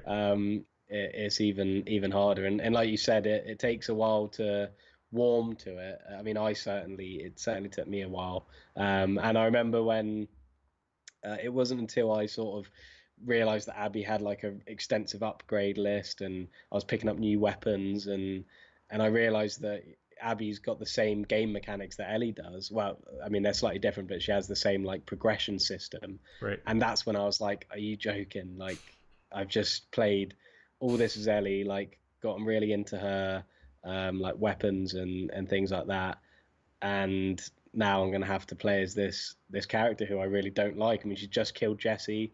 It looks like she's about to kill Tommy. And it was horrible. But like you said, I mean, I trusted Naughty Dog. I trusted the writers, and I trusted they knew what they were doing. And within a couple of hours, I really warmed to Abby, and I really, really enjoyed it. And I want to sort of like, I've got a lot to talk about with the gameplay, but I don't want to tangent off too much of the story. So, but I ended up enjoying Abby's parts in some ways a lot more than Ellie's parts. And and yeah, I think they did such a good job of making me care about Abby, sympathizing with her, um, and sympathizing with the characters around her, like Owen and Mel, and Manny, and all these characters who I'd grown to hate because of the Joel scene, and Owen, I actually found quite insufferable at first with Abby, but then I grew to really like him and understand his motives and everything.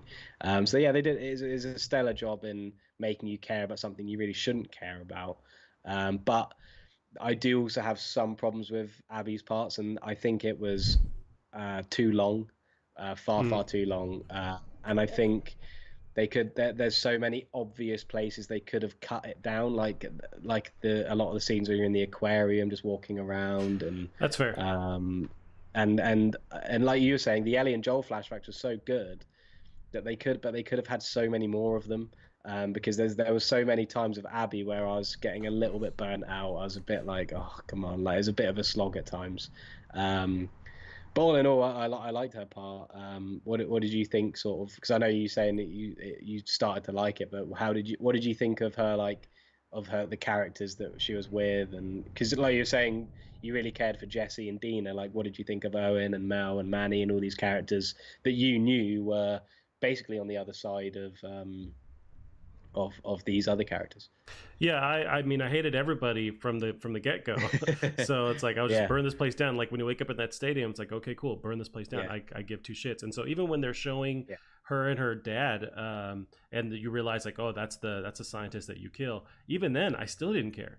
Just because yeah, I had it fresh on my mind. She kills yeah, Joel in the way that she does, and then like she shot Jesse. Like they're gonna have the interactions. Like I don't like her. I don't sympathize with her or her perspective, the people around her at all. It wasn't until later on, and I had that same moment too where I realized like, oh, she has her own progression system. I'm gonna play as her as a while. That also set more yeah, like me into a depression. It's like I don't want to do this, man. But yeah. kept playing it, and I think I'm trying to pinpoint like the point where I was really kind of turning around for her. Maybe it was because you're right. Those beginning points with Abby where it's very slow. And so I Hmm. definitely did not care about what they're telling me. The whole aquarium stuff, I could not care about it because I was still hot off the Yeah, heels of feeling so negative towards her. So everything they yeah, showed me, I did not care. I think it was maybe not until the time you start to you actually go through that stuff she goes through with the Seraphites or with the yeah. what are they called? They have another the scars where The scars, yeah. she's hung up. She gets through that. Those other scars help her. I forget the two characters' names. But going through that, that's really where I started to humanize with her more. And then seeing that whole journey she goes through to go back for, is it Lev? That whole Mm. arc really cements it like, okay, I'm actually invested in her. I get it. I Yeah. haven't really even thought about how long it's been. Like, I'm now on Team Abby. And then you Hmm. start to realize Yeah. all the shit she goes through, like all the way up until they finally catch up to day 3. At that point, I'm Mm. on Team Abby. I was like, and then I was thinking, okay, Yeah. somebody has to die at this interaction, this altercation. I think I want Abby to live versus Ellie. It's kind of nuts Mm. that they made me feel that way, but Mm. it was just such a 180. Yeah. Yeah. Yeah. I completely agree. I think I found Abby's parts very slow, very. I was just constantly thinking, like, the longer I play as Abby, the more I'm going to become less attached to what's happened with Ellie and Jesse, and it's just taking the sting out of the occasion and the situation. But as soon as I think it was when I came back for Lev, when Yara was like really sick, and you sort of went and grabbed them and then bring them back to aquarium. From then, I loved it. I really really enjoyed it. The part when you go to Haven is just phenomenal. When you're riding through the burning village, I mean Yeah. that was just insane. The hospital was really really great. A really really great section. And there was another bit, the bit when you're going through that building after you fall off the bridge. That bit was one of my favorite parts of the game. Oh yeah, the whole thing with It's the that crane that Yeah, falls, and that's their yeah, bridge between areas. Like yeah, that was so awesome and nuts. Just how yeah, high up you are, how they show that. That was another humanizing moment yeah. for Abby too.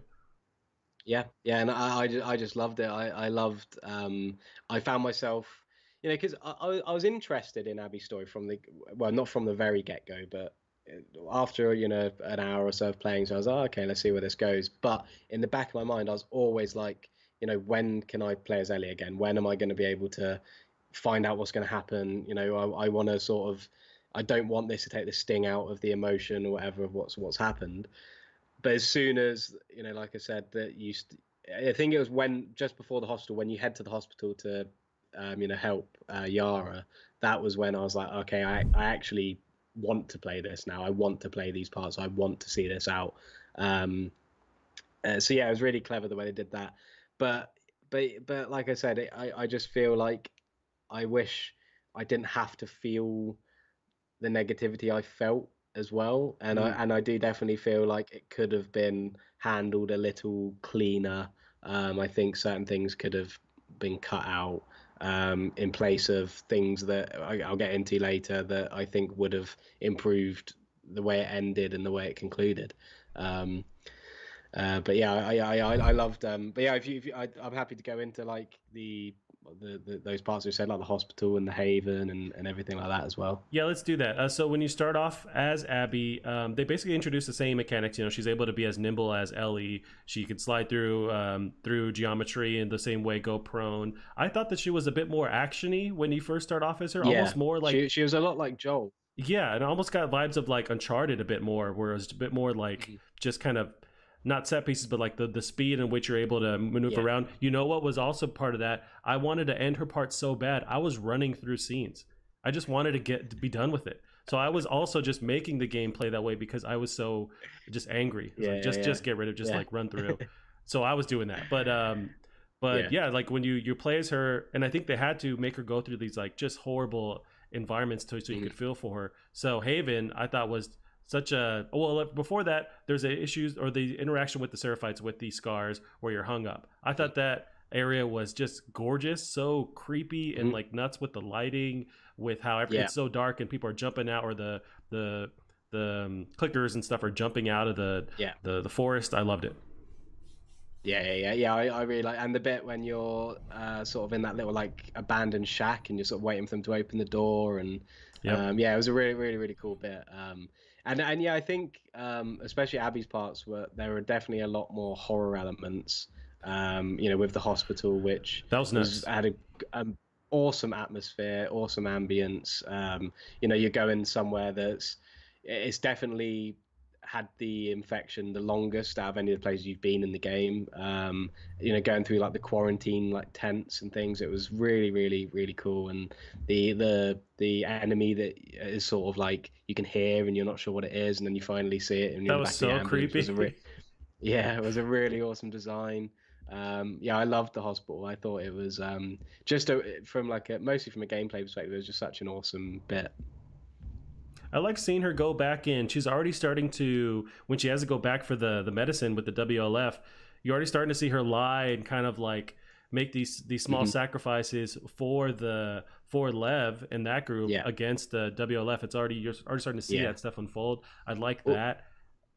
What I quite liked as well is like you're getting this idea that the WLF are, when you're first playing as Ellie, going back slightly to like the downtown Seattle, when you see where the WLF came in as like this rebellious group, and straight away I was thinking, yeah, this sounds like something like they would do. This sounds like something like Abby's group of people would do. Right. Albeit they'd probably be like older than them or whatever, but this sounds like their like message. It sounds like their like rebellious nature that Abby and that have against Joel. And then it wasn't until you find out Abby was a Firefly and her father was like a really large part. I mean, obviously he was killed in that like famous moment, but he was a large part of getting the cure working. And then there's a moment, and this is why I like as well, there's a lot of subtle things in the story that if you miss, like can really like affect it. And I think it's a letter that you pick up just outside the door of the surgery room. And it says that, the Fireflies have disbanded. They're just going to have to find another group. Like that's like whether or not they believe in the group, they're just going to have to find them. So from that point, I was like, oh, so Abby isn't actually, the motives of the WLF aren't the motives of Abby and her people. They're just with the WLF because they were the option that she had when the Fireflies disbanded. And I've had like a conversation with a couple of people who were like, oh, I found it strange how she could so easily turn against her own people, but the WLF weren't her people. They were just the faction that she joined because they were the only people that she could. That's And I very think true. it does a good. I think it does a good job of showing she doesn't really care for. Is it Eugene, the guy? I don't think it's Oh, Eugene actually. The Isaac, guy who's in like the charge, main Isaac. guy. Yeah. Yeah, yeah, yeah. She doesn't seem to really care for him or his motives, and so I think that was quite a good um, inclusion because, like I said, again, it's about changing my opinion on Abby. At first, I think, oh yeah, these WLF guys, that sounds exactly down Abby's street, Right. and then I started to find out that Abby isn't at all like the WLF. She just works for them. So yeah, I thought that was quite interesting. Yeah, although they do kind of drive the point home, it is a family, but you're right, where it's an acquired family. Like she got used to them and built friendships there, but Yeah. they didn't always have the same motives that she had. It's just kind of No. like they offered the best way to go about it, and they also gave her Yeah. the way to train and focus on killing Joel. That was a lot of her motivations, that she sacrificed, Yeah. friendships, relationships, just so she could just focus, get Jack too. She was crazy Jack, Yeah. just so she Yeah. could kill Joel, and it was Yeah. really just because that was the best route for her to take. Yeah, yeah, and I love that. I think it's a really cool motivation, and it made sense. And again, like there were so many parts of it made me feel uncomfortable. It made me feel uncomfortable knowing, why she was so motivated, to kill Joel, but also being like, yeah, go on, you can do it, kind Mm. of thing. Like I was trying to suppress that, but you can't help but feel it. And I don't think Joel is a bad guy. I think in comparison to everybody else, he's just the same. He's just a survivor, but you do really sympathize with Abby, and I think her motives and backstory is so well done that it allowed us to sort of have those conflictions and uncomfortable moments. Um, but in terms of like feeling uncomfortable as well, I suppose we can go on to when the part when you catch up to the theater as Abby, which was like one of the most uncomfortable conflictions I've ever felt in my life, like that in terms of like the story as well. It was just that I just wasn't sure what to feel at all, and I knew that it could go one of two ways. It could and it would just ruin the game for me. But and when you come out the other end of that part, you feel like out of breath, almost like exhausted from the amount of like emotional stress you've just been through.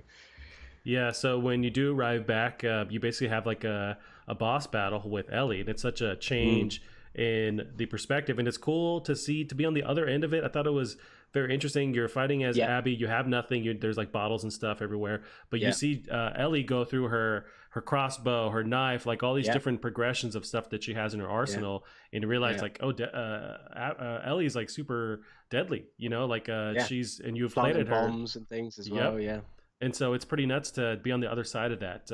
yeah, But while you're fighting, I kept thinking like, I don't want to yeah, kill her. Is there an option here? But there was a lot yeah. of like cutscenes you have to play out. Yeah, I was just cringing at even hurting Ellie because she's a character that we're also attached to, and no Right. matter how well they were able to sell Abby, I was still Team Ellie completely. I sympathize with all of her motives completely, just because we know her so well. And I hated it. I hated when Abby's on top of her, like punching her, and you're the one that has to do it, Right. um, and the part after that when it looks like she's going to kill Dina and Yeah. um, but I mean I think that was a really powerful moment because Abby was about to kill Dina and it was Lev that stopped her, and I think that Lev is such a powerful device in this game because Lev sort of makes Abby realize that doing what she's doing, going on this warpath or being on this warpath has not helped, has not brought her father back. It's not made her feel better. Um, and I suppose I can sort of talk about that as well. Is that Ellie's journey in this game is up to then is she's on this warpath of revenge, right? Right. She's like not caring about anything. She has to kill Abby. That is, and she'll kill anyone in her way to do it. And that's what Abby was doing prior to her killing Joel. She was on that same warpath. And the difference is Abby killed Joel, but then didn't feel gratified from it. She didn't get that gratification. In fact, she said that her nightmares, she was still having nightmares about it, and that she could, and wasn't it that she could still like hear him screaming and things like that. Like Mm-hmm. it really affected her in the opposite way that she expected it to. And I think that's quite powerful, um, to know that, skipping ahead a little bit, but to know that when Ellie doesn't kill Abby, that she hasn't done what Abby did. She hasn't, given in to that sort of last final part of that sort of like transformation into like a monster kind of thing. So I think it was like a really nice contrast of journeys, and I think even though we don't know what concludes at that point in the theater, I think it was really cool to see Lev as well, like a young kid, um, change the sort of views of Abby, because Abby was ready to kill Dina. She even said something like, what was it? She's like, Ellie says, "Oh, she's pregnant," and Abby says, "Good." Yeah, and that's when you're and like, oh then fuck. yeah, and then Lev stops her, and I think that's where Abby realizes, I need to stop doing that. I need to stop just trying to find revenge all the time, because it's not the answer. And I think it was a powerful scene for sure. Yeah, there's multiple times where I'm yelling at the TV. One of them where Abby is like pounding Adina's head into the Yeah, ground. I'm like, whoa, whoa, whoa, stop! Like, what are we doing here? And then yeah, finally, Lev says something and stops her. I'm just like, fuck, man. yeah, There was a lot of yeah, moments where, or like disagreements later on with Ellie. I'm just yelling. It's like, hey, dumbass, what are you doing? A lot of just like yeah, disagreements I had with what the character is thinking, but it's I'm on the outside looking in. Um, yeah, there was just a like side tangent with the hospital. I just really fucking dug that whole experience. The way they yeah, made it so creepy and like foreboding, and you experience it, and it's terrifying. Like there's a lot of yeah, that was maybe one of the big themes. It's like terror because you experience that with the hospital. There's the Haven scene where it's basically hell on earth, and the final battle on that island, which is also hell on earth. You get to well, I guess it's the same place, and then you at the very end with Abby, that slave encampment, which is also hell on earth. It's like it's yeah, all these like terrible fucking scenes, but yeah, they're really impactful. With that hospital, it was so crazy to see that monster thing, and it was hmm just like Resident Evil. It was just so like yeah, just took me back where I was sweaty, it was tense, like, and I was scared because this thing was, because they don't do that. Like, yeah, there's horrific stuff with like these things mutating, but they don't really mutate because they did that no, so hard. It hmm really hits because they don't go into the monster route really. yeah. And I think because it was the unknown as well, like you knew that this was a hotbed of the infection, and this is one of the first places it ever had been. So you knew that, because you already know that the longer they're exposed to the illness, the worse they mutate and become infected, with the clickers and the bloaters and things. Um, so you just knew that there was going to be something new down here, that something that had been festering for ages. So I think that's where a lot of the tense atmosphere came from, is you being like, what on earth is in here? You see something, I can't remember exactly, but like something's ripped through like a metal door, and I think Abby even says like, what could have done that? And you just Right. know from then, like, because I had no idea what this thing was going to look like, what it was going to do, how it was going to act. So yeah, it was a really, really great scene. And it was good because I think a lot of the time the infected take a back seat. I think in a good way. Well, not in a good way, but in a not in a bad way. So it was nice to get a proper infected sort of story, kind of bit. Especially the environmental sort of storytelling is second to none in this game as well. And like I said, just having that hospital location, one of these first places where they treated this outbreak, was just really powerful and really, really cool. It was just such a great mission. Um, but and you're saying about Haven as well, with the when everything's on fire and you're just riding through and everyone's killing each other. I mean, I definitely get. I'm sure you do as well. It's probably a pretty common feeling to get through the game, is that there's this big infection. You'd hope that humanity would stand together to fight against the infected, but instead they're fighting each other. Right. And that's something you feel throughout the game, and it's a very occurring theme that you sort of get the impression of. But when you're riding through Haven, you're just seeing all this killing, like between humans, and just this hate between them. it's really powerful because you know what's out there with the infected. You know the threat that they're again. I mean, the whole reason the world's like it is because of the infected. Um, so so for the humans still to hate each other as they do, to burn down, their villages, and to fight as they were, and to see it all so visceral and brutal, I think was a really really powerful moment as well. Yeah, I mean, it just hit home so much because of that. You're right. They're having these crazy wars when really the threat is should be the clickers and the how society has fallen apart. But it's just also human nature. It seems Yeah, like that we can't escape these reasons to like separate and to find issues with each other no matter what. yeah, I'm sure people can bound together for a while and then they end up just finding issues. Inevitably. But I think with the surf fights too, with them as characters, I liked them with the gameplay, the way they introduced them, the way they whistle. It was very hmm scary because you don't know what they're saying. You don't know if you've been caught or they're just doing their normal like perimeter whistle. I love yeah, that. I love how nuts they are, how crazy they are when they actually will fight you. There's that different like it's like a kind of a beefed up Seraphite that has that kind of pickaxe thing. yeah, I loved yeah, fighting because I would find like a male one and a female one too. There's always a different yeah, character. yeah. It seemed like. Yeah, and I loved the sort of mini boss fight in Haven as well, against like the big Seraphite guy, and you like slice his like mouth open, Oh and he's right, like, and that was a really really cool yeah, set piece as well. That it was so creepy the way like his cheeks were like sliced open, yeah, and and he's still he coming just at didn't, you. yeah, he just didn't want to go down. But yeah, I loved that bit. I loved that whole part when you go to the island. I thought that was just a really awesome part. Um, but yeah, and then if I remember correctly, because I'm struggling to remember some things like exactly. Yeah, there's so much. But after the confrontation with Ellie and Abby in the theater, that where it then does the time jump? Yeah, so after that, you play as Ellie again, and you're in the Yeah, 4 or 5 months later, the baby's been born, yeah. and you're kind of at that almost like perfect ending.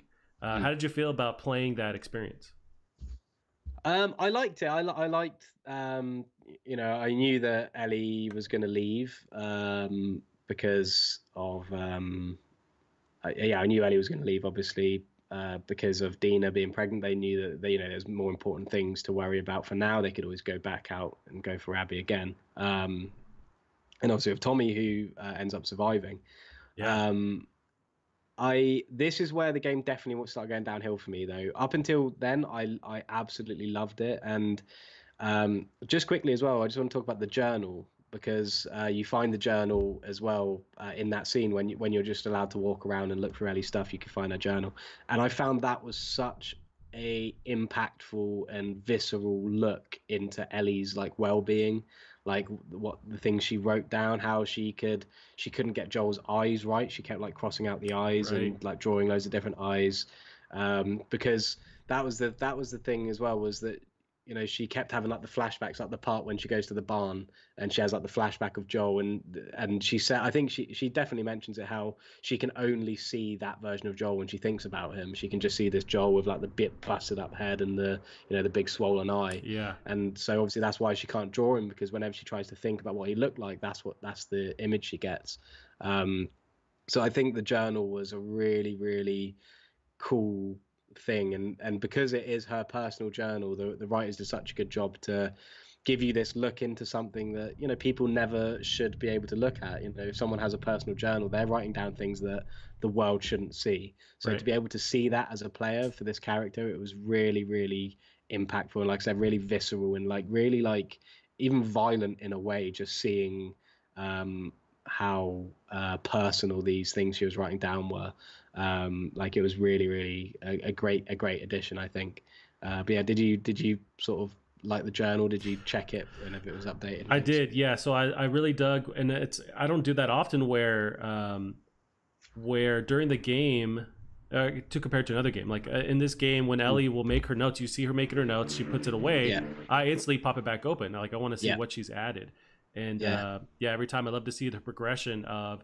And she keeps like trying to draw Joel, I think like throughout the game, right, with the yeah, eyes, and she can never get it. And yeah, I never put that together till you mentioned when she flashes back and sees Joel. It's always that scene, so that makes sense of yeah, why she can't get his face right because it's also painful to go back into those memories. Yeah, No, that's a yeah, great point. Yeah, I love that journal. It was a peek into her psyche. The way she's kind of like building song lyrics too and changing them up based on what's going on. yeah, Yeah, it yeah. was really good. Yeah. It was really cool, and yeah, the part that part was fine. I thought it was cool. I thought it was nice to see, Ellie and Dina, and then she has the flashback in the barn, and then that's when Tommy turns up, isn't it?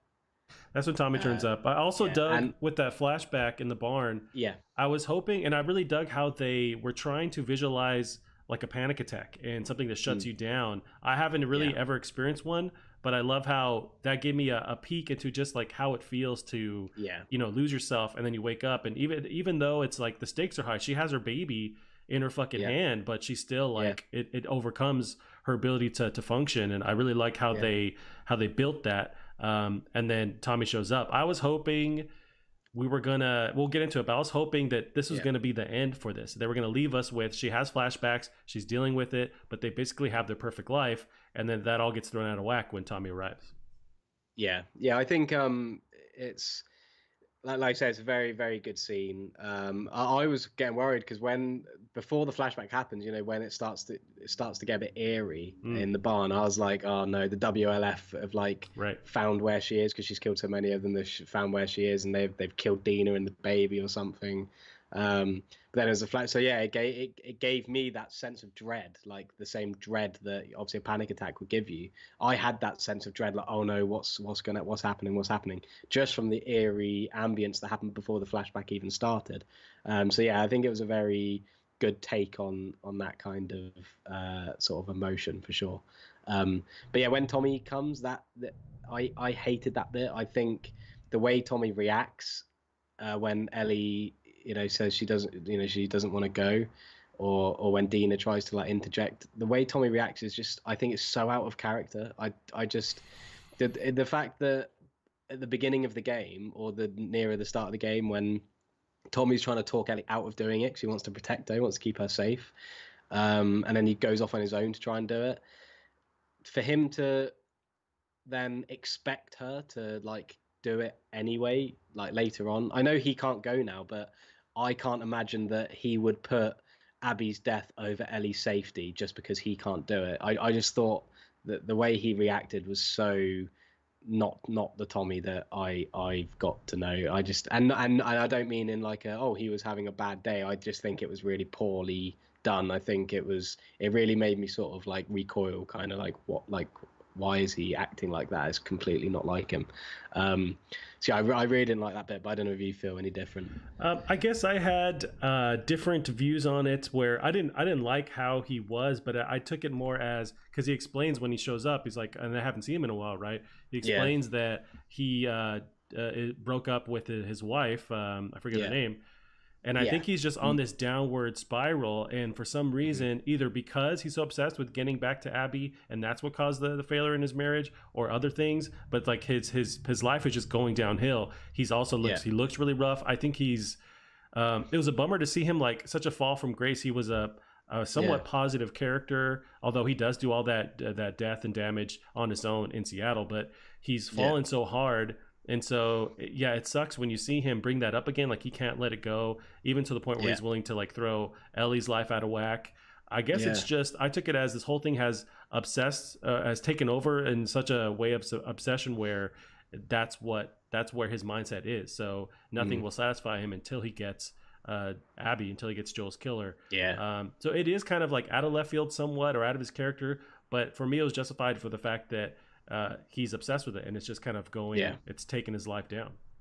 Yeah, that's fair enough. I think it's also like, because obviously you don't see Tommy again after that. No, I just think it just ruins his character for me. It's like I can't.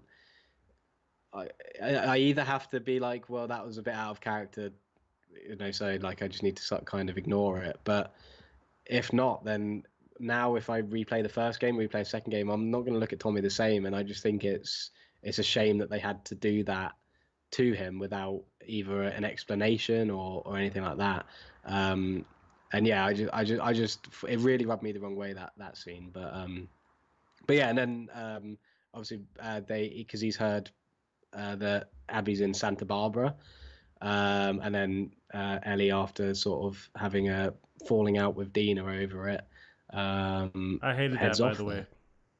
Yeah, I was just so frustrated. Like, you have this perfect life. Like, I thought they were going to end the game there. There's times where you have the baby. Dina sends you to go get the stuffed animal on the tractor, and the camera pans out. I'm like, oh, perfect. They fade to black. Last of Us. They've gone through so much. They're able to come out with their lives, and we're done here. And they keep it going. And I mean, there's constant themes of like addiction, really, with especially with Ellie. And then Abby had it too. They just can't let it go, even if it means destroying their lives. yeah, for sure. Yeah, I think it was frustrating to see, but I believed it as well though. Like I thought, you know, like Ellie, this is something that's clearly played in Ellie's mind like throughout this whole thing, and her sitting in sort of such comfort probably really like gets to her as well. So but yeah, and then it puts you in control of Abby again, and that actually had another negative effect on me, because I was kind of like, oh, come on, like I've just been put back in control of Ellie. Like as much as I liked Abby's bit, I was looking forward to playing as Ellie again, and now I'm playing as Abby again. But obviously that bit was quite short, and then you're Ellie again. But what did you think of the Fireflies sort of radio transmission? I thought that was cool, but I couldn't tell for sure if that was a trick or something. I guess at the end of the day, they were actually communicating with that other branch. I liked that it seemed hopeful, although at the same time, I could still think ahead and go, I know that Ellie's hot on our heels. They finally have this happiness, this like conclusion. They're going to find the Fireflies. I don't need Ellie coming up over here and fucking it up. Like, I want them to ride off into the sunset.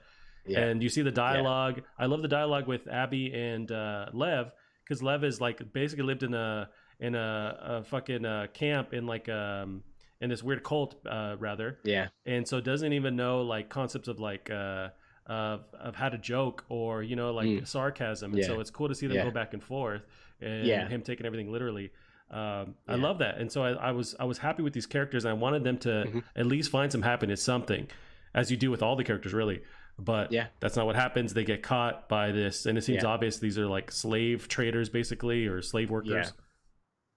So I think the Firefly transmission was real, simply because I think if that was a trap, it was like really complicated and very because if I remember correctly, Abby had to like do some work to get the radio working. She had to like do something there.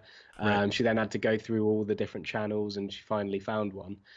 So I feel like that was it would have been a bit too out of the way, like a bit too, because if you know, if these rattlers see a couple of people, they're gonna have to hope that they find this secret door behind a wardrobe, then bother tampering around with this radio, and then tuning into this thing. And I just don't think it. You know, I think they probably would have just been watching them and then waiting outside the house or something. That makes way more sense as I think about it. Yeah.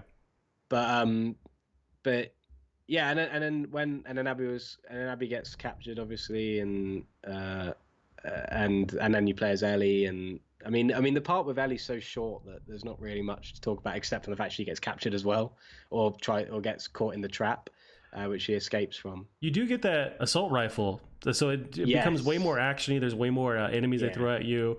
That part was hard. I definitely died a bunch because, and that's another thing. A lot of the levels are so vertical. So if you go back to Seattle with a lot of like the broken down buildings and multiple levels, you have all these ways where people can see you, enemies can see you, and you have to navigate. That level was a bit of that, but the levels expand so much and are so multi-layered, which makes it awesome. You have more room, but it's also more difficult because there's more lines of sight. Yeah, for sure. Yeah, it was a hard bit, and I liked the infected that you could sort of unchain as well. That was cool. I never unchained them because I assumed they were gonna kill me. Did you use them as like a weapon? I did the first one definitely just because I wanted to see it attack the guy who was like antagonizing it. Right. I used like some of the clickers. It just causes like mayhem, which is just fun to watch. But yeah, they you end up having to like kill them anyway, because for some reason, like, which is like a little bit of an issue I had, like some reason they just suck at taking down those clickers. Like there's like 20 of them and they can't take down 2 clickers, so I ended up having to kill them. But no, it was a fun bit.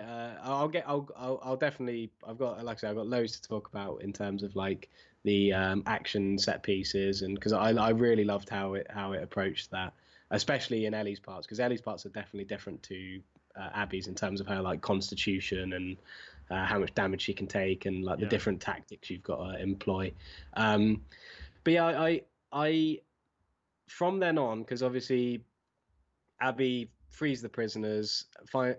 Ellie frees the prisoners, finds out Abby's not there, and then goes down to the beach. And Abby's like really malnourished and weak, and just had a haircut, and everything. And they're all like crucified, basically. Yeah, and then Ellie lets her down, and I thought from there that they were gonna like have at least a conversation or something, but Ellie kind of like I want to say like a samurai or something, like gets Abby to like fight her. And yeah, that's an uncomfortable scene for sure. And I like how like Ellie's like set, like she it's when she's like holding the knife to Lev, and she like says to Abby, you've made him part of this, because Abby says, oh, he's nothing to do with this, and Ellie says you made him part of it. You can tell in Ellie's face that's when she realizes that she has become the thing she's trying to kill. Like she's becoming this monster that she sees Abby as. And I think that was cool. I think that was pretty obvious. Like you can tell in like her face. And then obviously when she's like trying to kill Abby, and then she stops and lets her go. I thought that was all right. And I don't know if I can remember correctly. Is that when she flashes back to that scene with Joel? It's either, I don't think it's in between their fight. I think she's seeing more of Joel, and that's when she decides to let her go. And then after that, they show that full blown scene. Yeah, because she sees like Joel's face or something, doesn't she? Yeah. She just sees. Yeah, so I think that's like kind of like I was saying how she just keeps remembering him as this bloody busted guy. She can't remember him fondly. She can't remember these nice images of him. So and then she finally does. And then she obviously senses some kind of closure from that, and she stops killing Abby and lets her go. What did you think of that, sort of how that scene played out? I thought it was another moment where I'm just yelling at the TV, like when you finally let her down. I think, okay, you've seen, and you can imagine the shit that Abby and Lev have gone through. It's done. Let them go. There's two boats. Literally, you guys can go your separate ways. Let it go. And it seems like it's going that direction. She's throwing her bag into the boat, and then you see the flashback again. I think it's of Joel beat up, and she can't release that feeling, and so she's like, hey, we're gonna fight. And man, that was tough, because it's not only like tough because you want her to just drop it, but also Abby is just like so weak and can't fight back. I mean, she's fighting back, but it's like you're fighting an opponent that doesn't want to fight you, doesn't have the energy, and you're just beating the living shit out of them. Of course, it's so photorealistic. I'm just beating this lady. I'm just like, dude, stop. Like, she's just like knifing like her arms, and like it's awful. They get so fucked up. And one of them, is it Ellie that gets stabbed all the way through, or Abby? Yeah, I think so. Yeah. Yeah, I'm just like, what are we doing? And so I guess from the playing it, I didn't like that I had to do this, but I understood that once you come out of it, like that feeling of she basically hits rock bottom with like being the monster you mentioned, that she realizes it. And she finally lets her go, and like, okay, there's a sigh of relief, because it was getting real rough. I did not want to have to kill this lady, especially you're playing as Ellie too. You're the one who has to beat the shit out of Abby. And I thought, if anything, let Abby win. Like, I think at least twice I just let her beat the shit out of me, and I thought maybe I can. That's how you can decide where the story goes. You can't. You gotta finish her as Ellie. So because I like that bit. I think I'll get on to sort of what I think more in a minute, but I liked how that played out, and I liked how it was all about it took me like a day or so of thinking about it to realize what it meant, but when how she's always thinking of Joel beaten up, she can't draw his face because of that, and it's like, obviously it's like that's what's driving her, that's her memory of Joel, him being beat up, defenseless, like brutally hurt and broken. And then when she's about to kill Abby, she then has her first flashback of the game, or the first like imagery of the game of his just face, of his normal face, like he looks like nice, like smiling or whatever. And I think that was I think that's clever. I think that's well done. It makes sense. I didn't pick it up straight away, but I still understood her letting her go. But then Ellie returns home. Dean has left her. Yeah. Nothing's there. Her stuff's packed up. and then she goes to play, the guitar, and it plays that really amazing scene, which we'll talk about as well, and then it ends, and I was just like, but there's no conclusion. There's no, like, I don't know. I still feel it.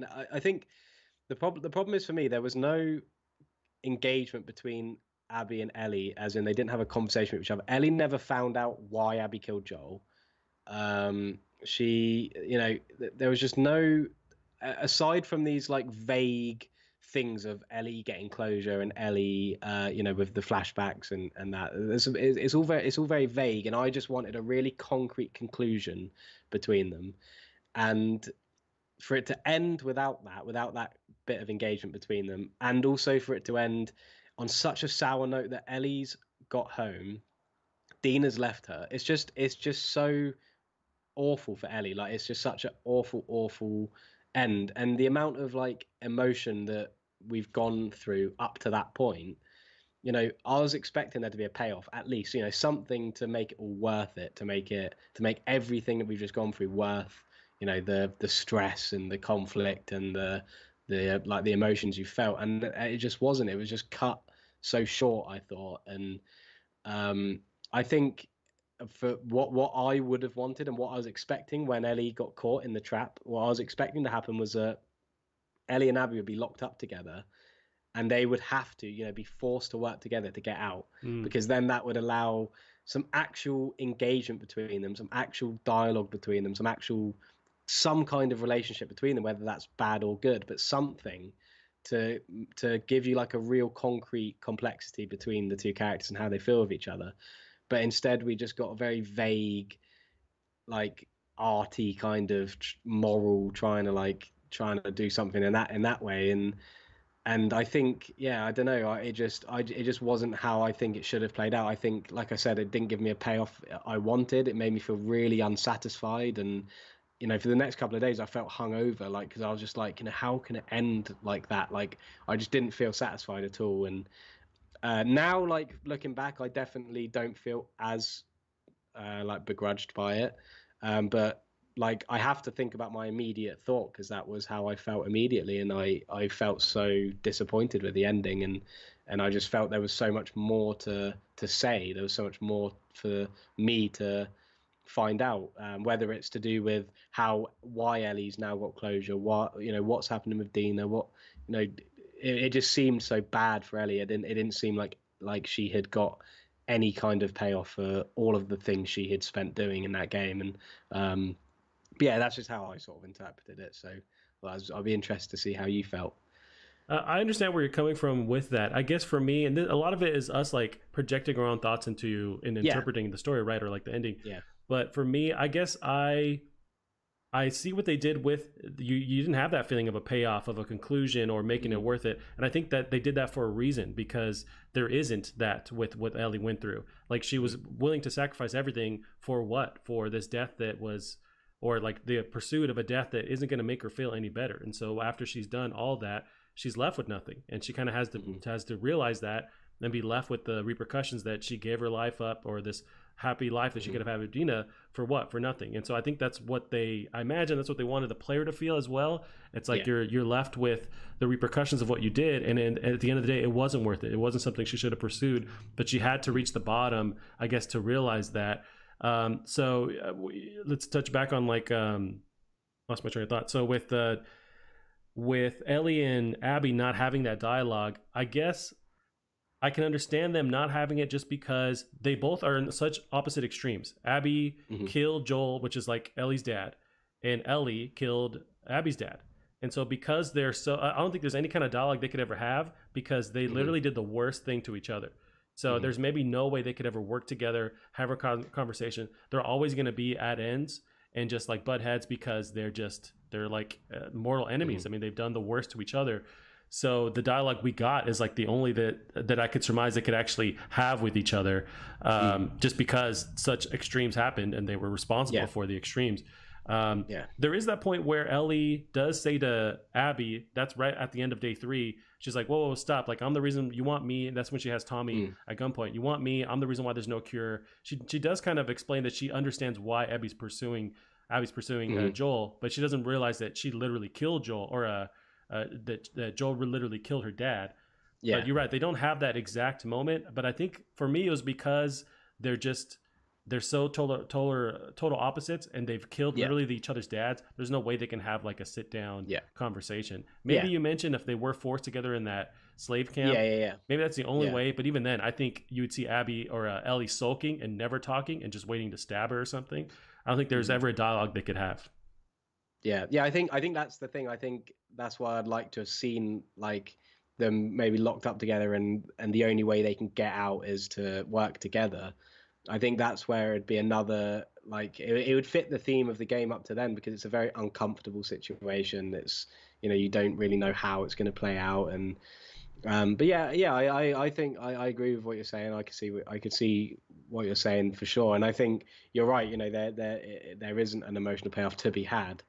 But I just think, as someone consuming the second part to a game which I loved, of characters I loved, I just think it was kind of not disrespectful, but just a bit sour. Like when I look, I mean, again, like it took me a few days and now I'm not too bothered. But when I first completed it, I was like, I don't even know if I want to even play the first game ever again, because I know what happens, and I know how just completely horrible it concludes. This story ends. I don't want to even play the first game, because I know how just awful it ends for these characters.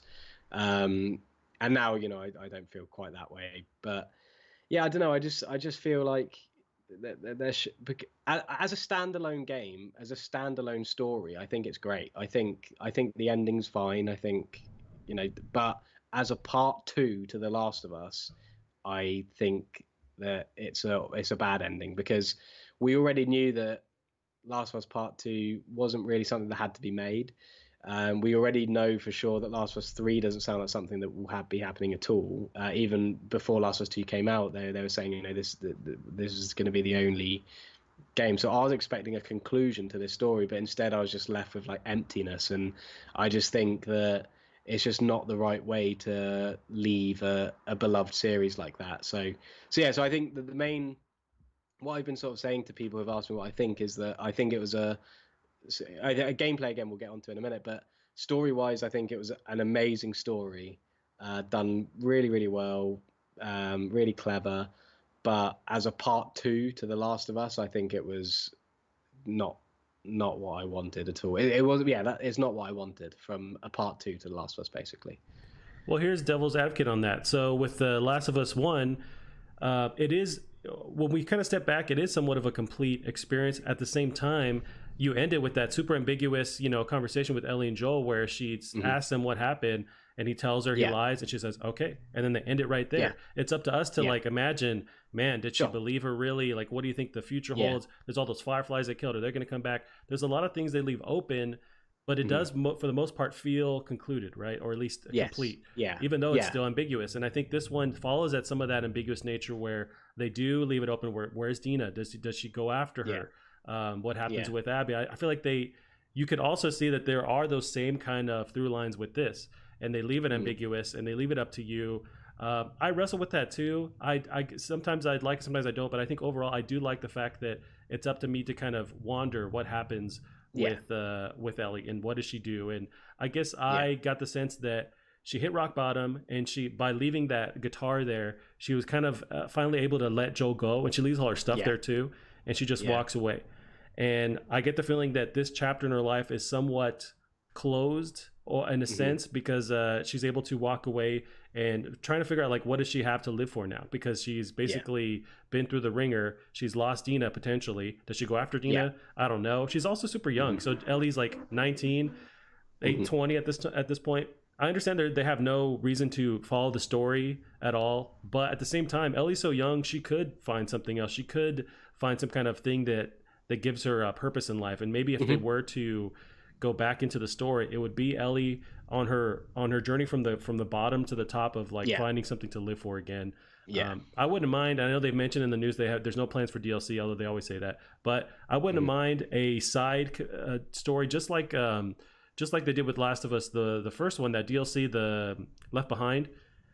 very no combat. It's just you pursuing Dina. You meet up to her and you're just trying to convince her to like take you back. And maybe you're just like just dialogue, just like dumb jokes, just dealing with the baby. I would love that because I guess I do want some closure. You know, as the more I think about it, I do want some closure with her and Dina because that's such a perfect life that she left and possibly destroyed. But at the same time, I like that it's up to us to decide a little bit as to what happens. Yeah, I think for me, the whole Dina and Tommy thing at the end is just insult to injury. Like, I don't mind that it left that open. It was more because The Last of Us is for me about Ellie and Joel. It's about that relationship, and I think, you know, the second game, whilst Joel does die early, is still, you know, that relationship still is the forefront of your emotions. It's still what's pulling you through. It's still what's tugging at your heartstrings. So I think what I mean more is I wanted a more concrete conclusion between. It might just be me, like, but because like I said, you know, I now understand the ending a bit more and everything, but at the time, I just think it didn't need a vague, arty sort of way to show that Ellie's dealt with it now and that she's kind of looking to move on. And I know that things like death and grieving is more complex than that, but I just feel like we needed some kind of like narrative conclusion that would make you sort of make us be able to move on as well from Joel's death. Like, I don't think it gave the player any gratification from that respect, and I think that's where it makes me feel slightly sour about it, is that I don't feel, or you know, I don't feel like Joel's death has been. I don't know. It's hard to explain. I just don't feel like they rounded off that Joel and Ellie thing well enough for me. Which is why that's why I say, like, as a standalone game, I think the story's great. I think the way they end it's great. I think it's all fine. But just because those characters mean so much to me, I think there could have been a slightly better conclusion or just some sort of payoff that sort of, because it knows what it's put you through. And I just think as someone who's making something, you have to think about your player in that respect as well. But yeah, but I also completely see where you're coming from as well, and I think it is down to personal preference, which is why, you know, just to quickly touch on, I think the abuse that's directed to Neil Druckmann from people who don't like how it was handled is disgusting. Like, it's just people are idiots, man. It's like, I don't know, you'll never get rid of it. They suck. Like, attacks on, or the character that plays Abby, I forget her name. She's a well-known voice actress. Laura Bailey. Yeah, it's like, just you're an idiot. Don't. I guess just like try and put it out of your mind. Like, these people aren't even like real. Almost don't even like take their criticism seriously. Right. Yeah, because it's. I saw something on Twitter which sort of made me sort of really feel sorry for him, was because I've been seeing all the abuse he's been getting, but I wasn't sure obviously like how he was taking it or whatever. And one of the illustrators for Naughty Dog had tweeted about how none of the illustrators had been forced to look at violent references, because there's been a rumor that had been going around that Naughty Dog artists were forced to look at these things. It actually turned out that this quote that people had been using was taken from a NetherRealm interview about Mortal Kombat, so it wasn't even to do with Naughty Dog. I remember when that happened, they were vocal about how they were just like beat over the head with all this horrible stuff. And these stupid, like, you know, review bombers and that sort of crowd were trying to then turn that quote against Naughty Dog. So this illustrator had put, where is this source from? Like, and Neil Druckmann retweeted it and put, probably the same source that says Abby is trans, or that I had self-inserted myself in the game. And he basically like addressed all these stupid fake things that people were spreading about the game just to try and put people off of it. Like that Neil Druckmann had mocapped himself to play as Manny just because Manny spits on Joel's corpse, and that's like a genuinely like really popular thing online. Like, people genuinely believe that. Like, wow. And Neil Druckmann even said, like, that we have an actor who plays him. Like it's just things like that they're just completely unacceptable, I think. And if a story doesn't go your way, don't abuse the person who wrote it, because at the end of the day, stories are interpreted differently by everybody, and it just so happens that maybe you interpreted it in a way that it didn't match your expectations or whatever. So I think it's pretty awful from that respect. I mean, this is art we're talking about. It's like, it's gonna make people feel a certain way, and it's either positive for you or negative or mixed. And the idea that, because I was also reading about some kind of petition to get them to like change the ending or change certain story beats. I'm like, hey, go fuck yourself. Like, what are you thinking? They don't owe you anything. What kind? You think like an artist, like a musician, is going to put out their album and people don't like it and then change it? No.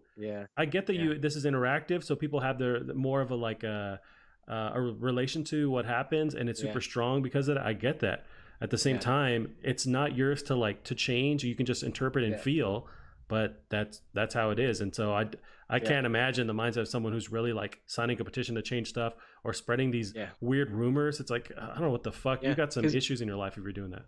Because it's like, for me, like I would, like I said, I think the story did ruin the way I look at The Last of Us, like overall.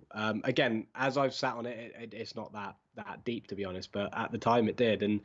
But not once did I, because all the people saying, oh, Neil Druckmann's ruined The Last of Us and things like that. And that's a completely different take, because firstly, Neil Druckmann wrote the first Last of Us. Right. So like, you wouldn't even care this much if it wasn't for him. And it's his story. He can write it however he wants. Like, he can end it how he wants. And, you know, obviously the consumer are the ones that give him the platform to do so, but also, like, you have to accept that it's open to interpretation. If you don't like a story, it doesn't mean it's poorly written. It's same with like Star Wars. It's the same like with Game of Thrones. Like, just because you don't like how something happened doesn't mean that, you know, these people are paid huge amounts of money because they're professional writers. Like, do you really think that you can call out bad writing? Like, I don't know. It's something that I find really irritating. And so as much as I might not agree with the story necessarily in a lot of ways, I would never abuse the writer or call him out for being a bad writer or whatever. I just think that, you know, I didn't like it personally, but I did love the gameplay. Yeah, and those are all like fair points. You know, like I think we can all have these various views and either like it or not like it, or have a complicated view on it. You know, like when I ended, I also had like a super negative feeling of like, that's it, we're done. And then it was just more of like thinking about it, interpreting afterwards. And maybe it's not fair to apply like how you feel after to like the feeling of when it actually happens. That's a whole like side conversation of like, how is the proper way to like interpret stuff. I guess there isn't a proper way. It's art. It's a feeling you get. So I get that people may not understand or like not understand, agree or like how it ends, for sure. And that's also what I love. I respect highly the fact that they made these huge swings with Joel, with killing him off so early, with the ending, with playing as Abby. They took these huge swings, and there's something that I respect with them even taking the chance to do that, and they realize that we wanted to say something, and it's going to be something that's dramatically different from what we said before, and take huge chances. And I think they pulled it off, but these swings were with huge risk, and I just respect that they did that on that level. I even think like I said, you know, I completed it on Sunday, I think. So, you know, having like a full week to think about it and everything, I definitely don't really mind how it ended now, and I don't feel badly about the series like I did. It was definitely a fresh, raw emotion. Right. So for me, like right now, I will say like I liked it. I did like Last of Us 2, and I know it's kind of contradictory, but even just talking it over with you now has like made me sort of think about it. And you know, I did definitely like it, but I also can't ignore those raw feelings it made me feel as well. So I think it's important for me to understand that I didn't like the ending. You know, whether or not I like it now, it's still an important thing to sort of mention. But yeah, I think it's great. I think the writing was spot on. I think you know, it made me feel so, you know, a game can't make you feel that way if the writing's bad. You know, like I wouldn't be able to feel even disappointed with the conclusion if the writing was bad, because it had me so hooked up until then. But yeah, I mean, I don't really have a huge amount more to say about the story. So I mean, unless you want to talk about anything else of the story. How did you feel? One of the last scenes, they show the interaction with Joel. They haven't been, and they kind of allude to, which that was one of the trailer things they showed way back in the day, but was that party scene. They had that kiss with Dina, and then you finally get to see Joel's reaction and how he stands up for Ellie. And then they have their talk at his house, and that talk was, I imagine, way long after one of their last falling outs, where Joel's honest about what he did at the hospital. and she says Yeah. like, I'll go back, but we're done. And then they actually Yeah. have, this is the first time them talking about what, and trying to Yeah. like move forward with what Joel did. How did you feel about that scene? Yeah, well, that would have been the last time Ellie spoke to Joel as well, because that was after the party, and then the game starts the morning after. So Right. yeah, I loved it. I think it was really impactful. It was nice to know that they kind of, but this is another thing as well. I don't feel like it necessarily ended on a positive note, that conversation. I think it was a positive conversation as a whole, but it ended with Ellie saying she'll try and forgive him, kind of thing. Right. Um, which you know is quite neutral, but yeah, it was a really nice scene. And I loved the part when Joel says, you know, if I could do it all again, I'd do it exactly the same. And I loved that. And yeah, I thought it was a great scene.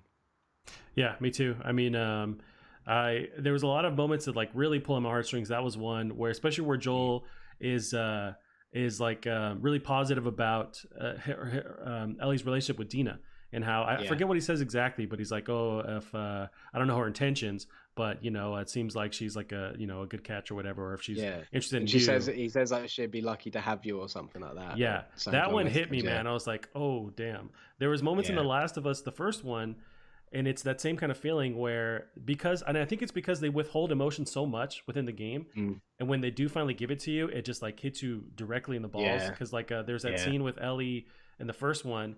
You're trying to pawn her off to Tommy, and she doesn't want to leave, and she's like, everyone's left me except for fucking you, and she hits him on the yeah, shoulder, and that was yeah, just such a yeah, raw feeling, and it really hits hard, and so that was the same yeah, same kind of feelings with this scene yeah. too.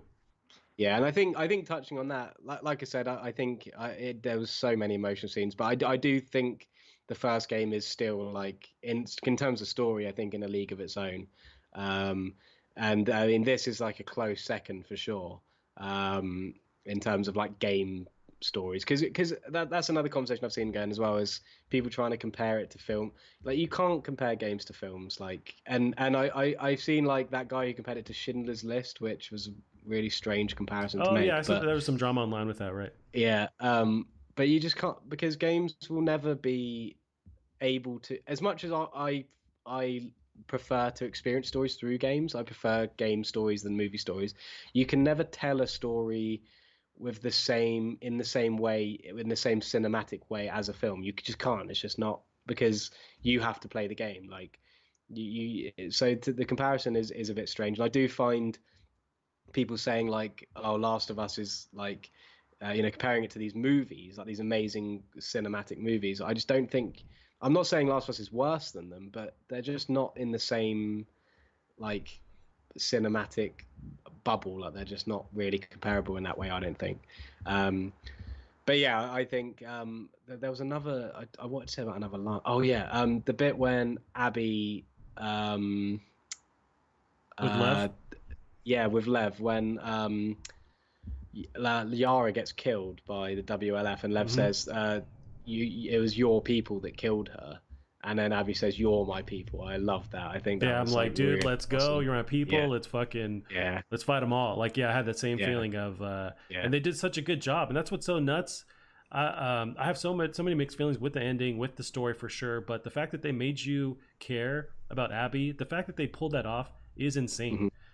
hmm hmm Because I when I was texting you, I was like, I fucking hate her. I don't want to play yeah, as her, and they somehow changed it to where I was on her side, and yeah. it's just, it'll go down I as like not like a weird character reveal. It's something different where they can actually yeah, make you do a 180 over time. It's something, and you mentioned that's something only games can do because you spend so much time yeah, with a character. Movies are so limited in their scope. yeah. I don't know. I've got to say, like, just from talking it over, like talking and thinking, because this is the first time I've really like thought back about the game, because I've wanted to sort of wait and talk about it like with you, obviously, and I do think I actually am. I do think I do like it more now than I did. I think I'm struggling to actually find any real like issues I had with it. I had obviously because I had issues with it at the time because of how conflicting the game is. But after you let it settle and look back at it, I'm not sure I do have that many problems with it, to be honest. It is a remarkably well made game. I mean I definitely still feel that the first game is better in terms of its story, but um, but yeah, I mean the second, it is a remarkable game, and I think the fact that I've had to, because I felt like literally staring at a wall for like the day after, the couple of days after I finished it, and Yeah. but now that the dust has settled and I can look back at it and like talk it over, I am really starting to come around to it. Well, that's a beauty with this type of game, is that so much of it relies on the interpretation and like bouncing these ideas out loud with people. It's almost like that's where it's like I saw the same comparison with Greg Miller. I watched their kind of funny review or like Spoilercast. Yeah. He's like, this is kind of its own lane. It's not a movie, it's not a game, it's not a book. It's able to do all these different things where it relies on the story so much, and it relies on people talking to each other. It's almost its own mechanic. It's like, okay, how did you feel? Here's how I felt. Or here's the reason why. The first Last of Us did that as well, with leaving the end ambiguous too. And it's so heavy on the story, and like the theme is these lives that you deal with, like personalities or like human emotions, and that transcends into how people talk about it and interpret it. It's kind of nuts. No other media or game really does that. And I understand like there's genres. I'm not looking for Gran Turismo to do the same thing. It's like there's all these different genres and lanes, and Naughty Dog has built their own lane, creating these kind of experiences where it really does rely also on how you talk about it and how you feel about it afterwards, and the feelings you feel during it. Like even though I did a 180 on Abby, I fucking hated it to the point where I almost didn't want to play it anymore. And those are feelings along the way. Or the ending too. Like you mentioned staring at the wall. I had the same feeling when I stayed up all night trying to marathon this game. That's another thing, is that I don't know how you beat this in like 3 or 4 fucking days. That's insane, because it took me so fucking long to beat this. But so I marathoned in the morning, and I felt like shit in the morning after. But as soon as I finished playing at like 7 a.m., that's when my wife woke up. And she woke up right when I was done playing the game, and she's just looking at me and I'm like, oh, you beat it? And I'm like, yeah. And I'm just, I don't, and I was also like sleep deprived too, but I just didn't know what to feel and think. I was just like, gee, it's over. Okay. And I just kind of like walked around, but it's just such a different experience, because it relies so heavily on how you feel about the story aside from like the gameplay. Yeah, for sure. It is. And on that note, do you want to talk briefly about the gameplay as well, to sort of, because that's another huge part of the game, which I think the game excels at. And I think before I get like really into it, I just want to talk about Jim Sterling, the sort of video. I watched his impressions video on it because I know that he has a very like different perspective on his games. I only watched like the first few minutes, but I knew he'd have. I mean, I disagree with a lot of things he says, but I always like watching his videos though, for sure. Yeah, because he makes some really good points a lot of the time, and he was saying about how like Neil Druckmann was saying that they don't like to use the word fun in